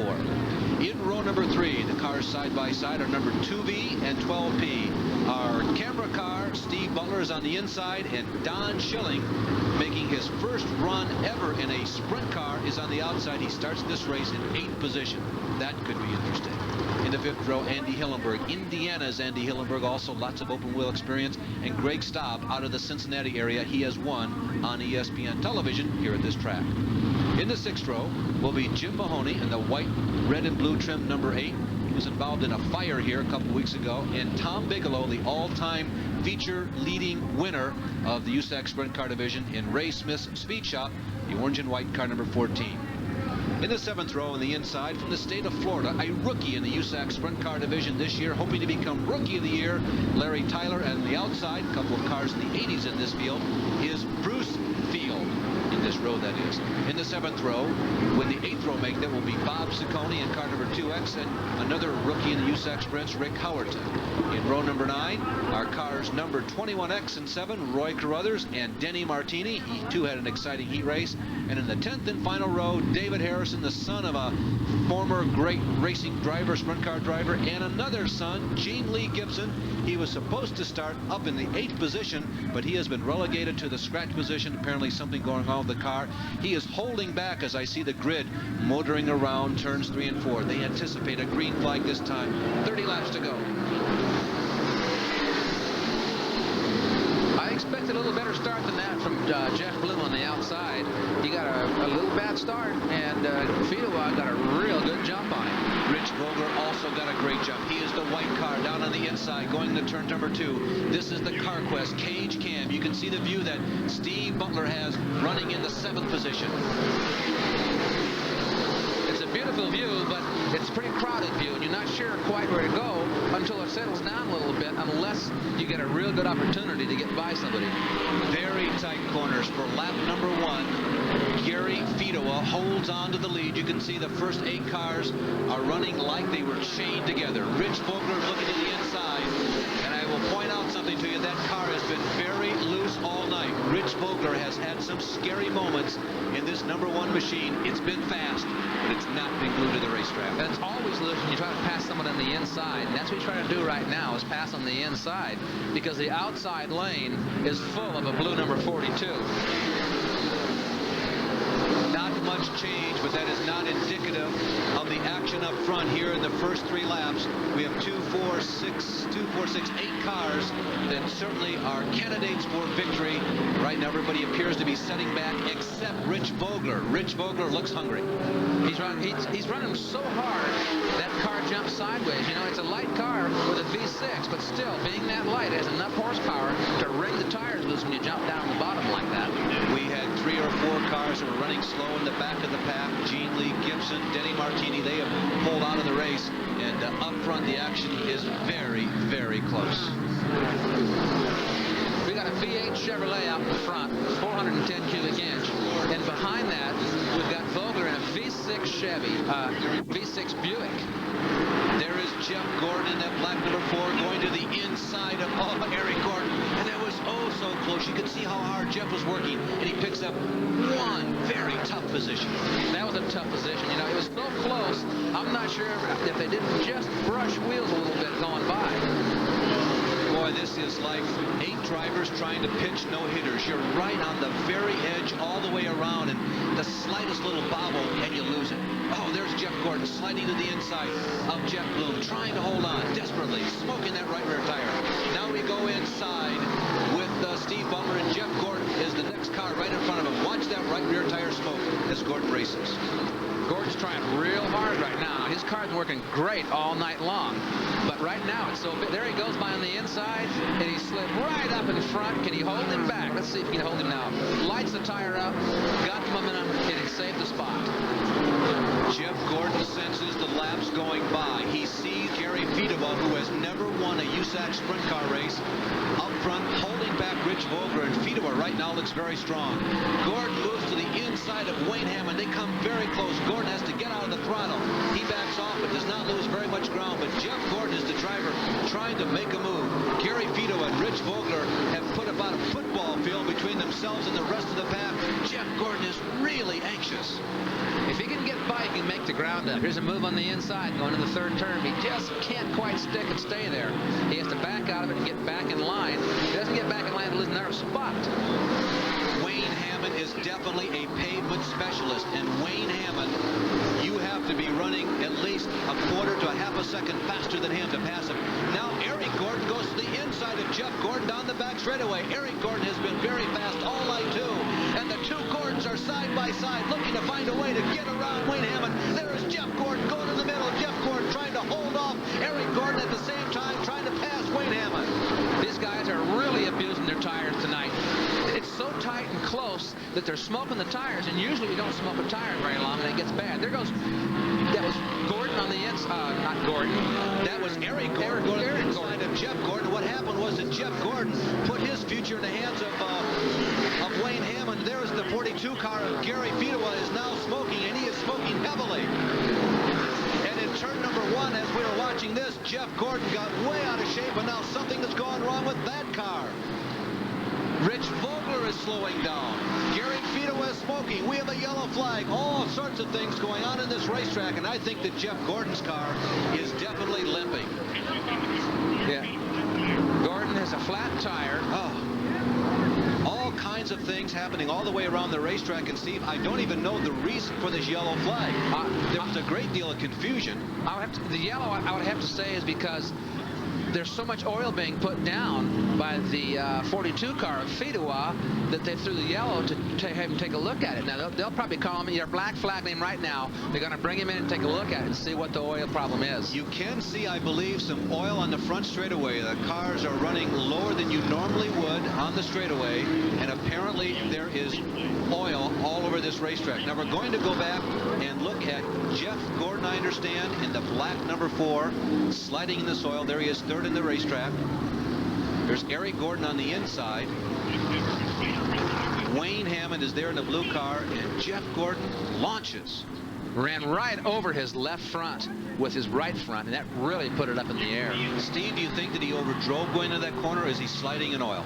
Probably sliding. And we'll get a view from the CarQuest car cam here and see what it looks like when you're following this. Now, where do you go? Oh, my goodness. What's going to happen? Where do you go? Luckily, he stayed up high, and he went down straight. Gary Fedewa, who has led this race since the drop of the green flag, doing an excellent job, is pulled in. Now, our first report was that it was a flat tire, but Steve, I think it was engine problems. It was on Gary Fedewa? Yes. Oh, yeah, it was engine problems, but I think they said they had a flat tire on Jeff Gordon. Well, Jeff Gordon is back in the field. He's running in position on this yellow flag, so apparently he feels as though the car is okay. We'll try and solve all this and get back to you after this.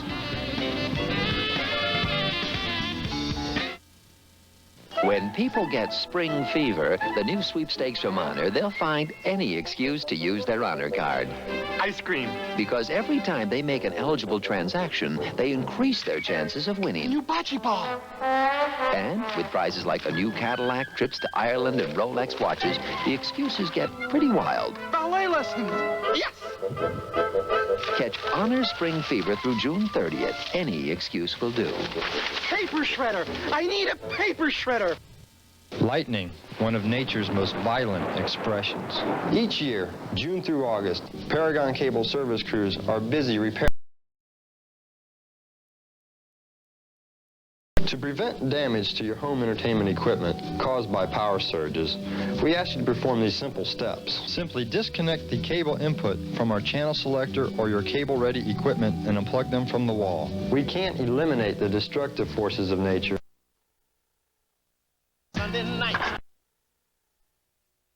Grand Prix of Canada, the Formula One cars, followed by the NASCAR Winston Cup Stars at the Banquet Frozen Foods 300-kilometer event from the road course at Sears Point in California.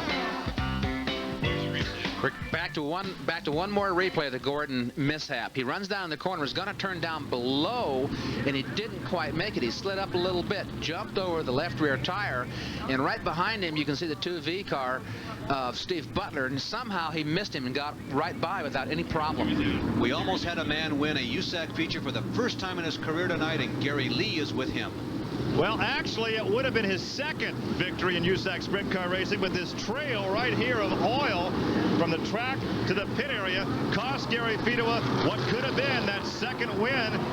You said everything was fine up until the engine let go. Yeah, we broke another oil line. We had that happen a lot this year.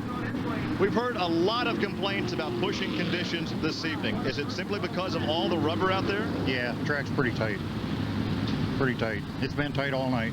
But it's frustrating, I know, to have the lead. The car was working, and now you have to watch it. Yeah, that's for sure. We've been struggling with the car all year, and tonight we were pretty close. Now I need a shop rag to wipe the oil off. Thanks, Gary. Now we're going to see a whole different racetrack, because now it's not going to be tight anymore. It's going to have oil on it. No one knows what they're going to do when they start the feature again. There's something new coming to you from Budweiser. Something completely new. It's completely different and completely refreshing. Introducing Bud Dry. It's cold filtered for smooth draft taste and dry brewed for no aftertaste.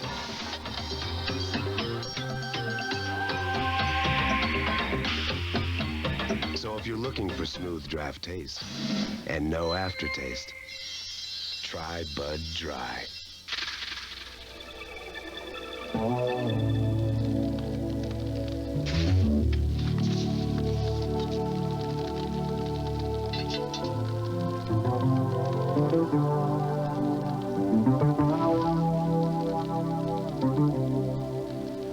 Life's full of simple pleasures, like the comfort of Levi's jeans. Or had you forgotten?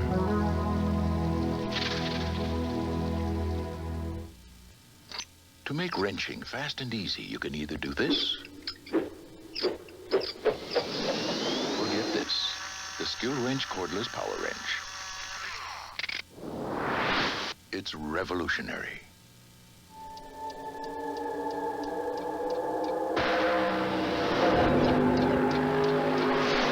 The world's fastest and most exotic Mercedes-Benz comes on Goodyear Eagle radials, and only on Goodyear Eagle radials.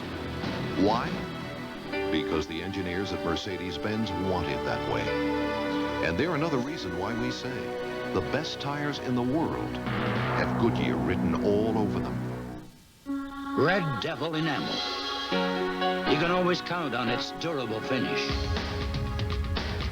Harder than ordinary paints, its beauty lasts and lasts. Red Devil enamel for the finish of a lifetime. Tonight's Saturday Night Thunder has been brought to you by New Bud Dry, the first beer cold filtered for smooth draft taste and dry brewed for no aftertaste. By Wagner Power Painting, that's not just a whole lot faster, but a whole lot better. And by Quaker State, the big Q is one tough motor oil. Usually when Rich Vogler has the lead in a USAC race, it's a layup for victory, but this one is a powder keg. We have 18 laps to go. It's Rich Vogler, Eric Gordon, Wayne Hammond, Jeff Gordon, and Steve Butler. Those are the first five, and any one of them could win this race. This is going to be a tough one. Jeff Gordon makes a big dive into turn number one, gets around Hammond. He moves into third. Hammond right now is on the inside of Steve Butler as they go down the back straightaway. Here is the first and second. There is Steve Butler, the CarQuest cage cam. And Butler's on the outside of Wayne Hammond. They're side by side, and Butler closes the door and moves ahead. He moves into the fourth position. This is going to be tough on Vogler now. He's going to have a real tough cookie with Eric Gordon behind him, pressuring him real hard. Now, he was smoking his right rear tire earlier. Once he sees Gordon, he'll try a lot harder and start smoking that tire again. Jeff Gordon, winner of 3 of the last 4 races on ESPN television, is in that lap number 4. He is about 20, 30 yards behind and moving up, but ever so slightly. He is not a rocket ship coming up there, as his qualifying and practice times today would have indicated. But remember, that car was launched launched into the air in turn number 2 a few laps ago, he could be carrying a car that is damaged. It really could, because when a car gets in the air like that, it's always a good idea to change the torsion bars because they get wound so tight, they'll take some of the spring out of them. So right now, it's not really a good car. There is 5th, 6th, and 7th. The 66 is Larry Tyler out of Florida. The blue and white number 67 there in second, the white car primarily. That is Jeff Bloom, and that is Don Schilling in the black number 12. His first run ever in a sprint car, and that is just one of the 305 engines, a smaller engine but lighter in weight. And it should be a better car for a racetrack like this, but it's the first time out of the box. You know, it'll take a little while to get these things dialed in. Most of these guys have run 4 or 5 races already this year on the pavement, but he's staying right with them. Again, that is 5th, 6th, and 7th. The exciting rookie out of Florida, Larry Tyler, in Wayne Hammond's team car right now is holding off Jeff Bloom. Jeff Bloom started on the outside of the front row, but doing a good job holding up inside the top 5. Up front, the action begins to heat up. Eric Gordon moves in a little bit on Rich Vogler. Jeff Gordon is desperately trying to catch up, but so far he's been unable to do so. It looks like Vogler can drive in the corner a little bit further and a little bit faster than Eric can, but Eric is coming off real strong, and every now and then he gets up close enough, he tries to make a move on it, but can't quite get the job done. Eric Gordon appears to have the fastest car in this trio. Jeff Gordon has not been able to really rush up behind and surprise them. Rich Vogler not running quite as quick, obviously, as either Eric Gordon or Jeff Gordon as we look at the view from the 4th running Steve Butler, but right now Rich Vogler is really showing his experience. Here's Bloom in the 67 car. He has moved into 5th now, Steve. He runs a nice steady race, and I expect him to run up front. He's an excellent pavement racer and has been racing since way back when I raced these things. 20 laps down, 10 laps to go. We are getting to the point up front where if you have anything, it really is not prudent anymore to save it because it's so tough to pass here. Yeah, it's time to show it now. And he's getting, there goes Gordon on the inside. Oh my goodness, that was close. Vogler's smoking a tire heavily now coming off the corners. He's trying with every effort he has to keep Eric Gordon behind him. Now this will really work to the advantage of Jeff Gordon. As you can see, Jeff has moved up. Jeff was not running appreciably faster than Eric, but Eric has had to deal with Vogler, and Vogler is going just a tad slower every lap. That tire kicks out more smoke. And he's running right in the racetrack where the only way by him is on the inside, and that's the toughest way by is on the inside. Oh, this is definitely a battle of nerves. Nerves at over 130, 140 miles an hour on the straightaways. Average speed approaching 120 miles an hour all the way around this oval. Boy, this is tense. There's only 2 ways for him to get by Vogler. One is to have Vogler make a mistake and run a little bit low in one of the corners he can drive by on the outside, or he's going to get a good run off a corner and drive by on the inside and slide up in front of him in the middle of the corner. Oh, what a dilemma for Eric Gordon. He's got the best car of those 3 cars, but there it is, right Eric there. Gets great. Oh, and going to turn number 1, he makes contact with Rich Vogler, or vice versa, but Eric Gordon gets by, and Steve, I think he is off to the races. He's off to the races now. We'll see if Jeffy Gordon can get by. There goes Jeff Gordon by also. Well, not quite yet, but Jeff slides into turn number 3 and somehow holds on. Rich Vogler is defenseless. He cannot fight back. No, his car has been loose all night. See, everyone else has been real tight, and he's been loose. Now here is another look at how Eric Gordon got by Rich Vogler. He got a good jump coming off the corner. He drives down the inside the front straightaway, and Richie tries to turn down inside and just misjudged a little bit and got him on the right rear. Luckily, he didn't get out of shape, and they all kept on going through the corner. Well, Eric Gordon has not pulled away and hid from Jeff Gordon. If we go back inside of Steve Butler's car, you can see him. He is the next one to move up to challenge Rich Vogler. You watch how loose Vogler is and how far his car is getting sideways from the middle of the corner and off the corner. Look at that. See that smoke? Get loose smoke. Every time that happens, you back up a car length or 2. 27 laps are now complete. You're looking at the battle for 3rd position. That is Steve Butler working on Rich Vogler. Rich Vogler doesn't have the race car. And up front, Jeff Gordon has somehow dived underneath Eric Gordon. They're both out of control as they come out of turn number 4. Somehow Jeff Gordon holds on. That was because Eric Gordon was also sliding. Jeff Gordon dirt tracks into turn number 1. The 28th lap is now complete. We have 2 laps to go, and both of these cars are like running on ice. You can't run any harder than these two guys are right now. The whole cars are sliding.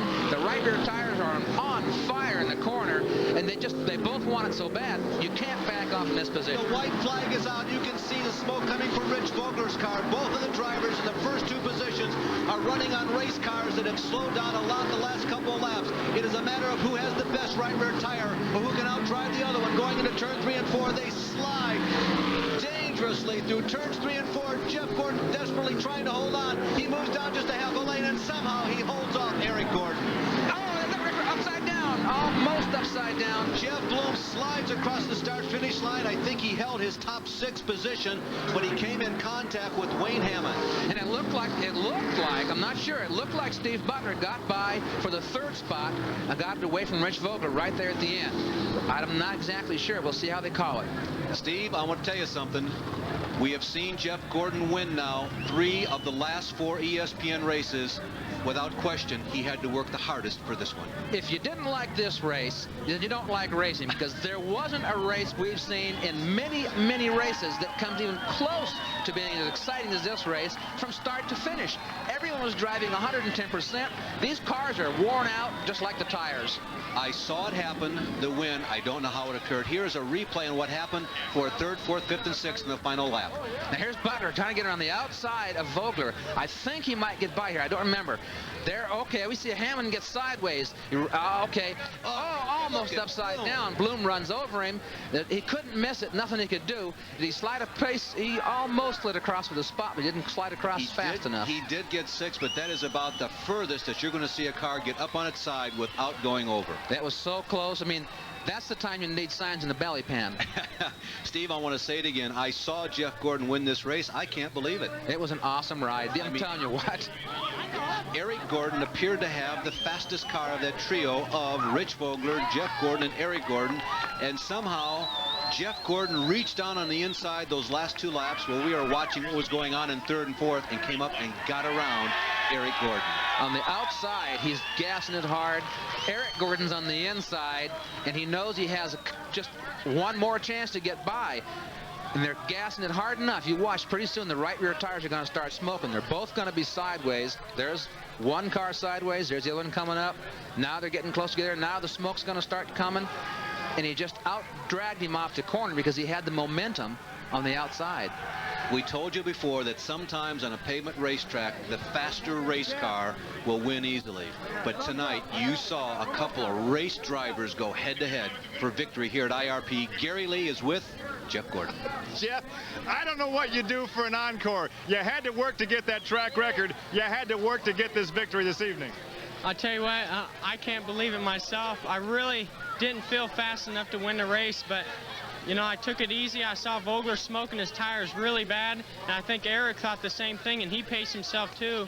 And he got out there, and I got out there, and I just tried to be as smooth as I could, run him down, and see if I could pass him. I knew the end was coming up soon. The heart had to stop, though, when you saw Eric go to the inside and make contact with Rich. Oh, yeah. You know, I really thought I was going to get by Rich right there, but I didn't. And I really thought Rich was going to get sideways, but that's the way you got to pass her. You really got to pass them going in the corner and try to get up in their line, not necessarily hit them, but you got to get in their line to make the pass. You have been chasing this race car all evening, trying to get it to handle and get rid of that push. Well, even though we weren't handling real good, we were still fast. You know, I mean, I just thought we could get it going a lot faster if we really worked on it, and I don't think anybody worked harder than what we did today. And I owe a lot to Bob East, Valvoline, Hoosier Tires, MP Vacuum Truck Service. They're great. Thank you. Thumbs up. Congratulations to Jeff Gordon. Steve, I stand corrected. It is 4 of the last 5 races on ESPN, not 3 of the last 4. That's amazing. This kid is so good, and he looks better every week when you see him. You know, he runs harder and faster every time. We have now seen Jeff Gordon win in both of the short track open wheel variety of cars, midgets and sprint cars. We have seen him win on high banks. We have seen him win on flat tracks. We have seen him win on dirt. Jeff Gordon has won for the 4th time in the last 5 races on ESPN. Promotional considerations have been made by CarQuest Auto Parts stores. For your nearest CarQuest Auto Parts store, call 1-800-492-PART. Lots of road racing on ESPN tomorrow beginning at 12:55 p.m. The Grand Prix of Canada from Montreal. And then the NASCAR Winston Cup stars move west to Sonoma, California, the Sears Point Raceway for the Banquet Frozen Foods 300-kilometer event scheduled to fire off at 3 p.m. Eastern Daylight Time. Up next, Baseball Tonight, hosted by Dave Marish. Did Canseco get another one? Well, we'll find out. Now, next week, join us from historic Winchester for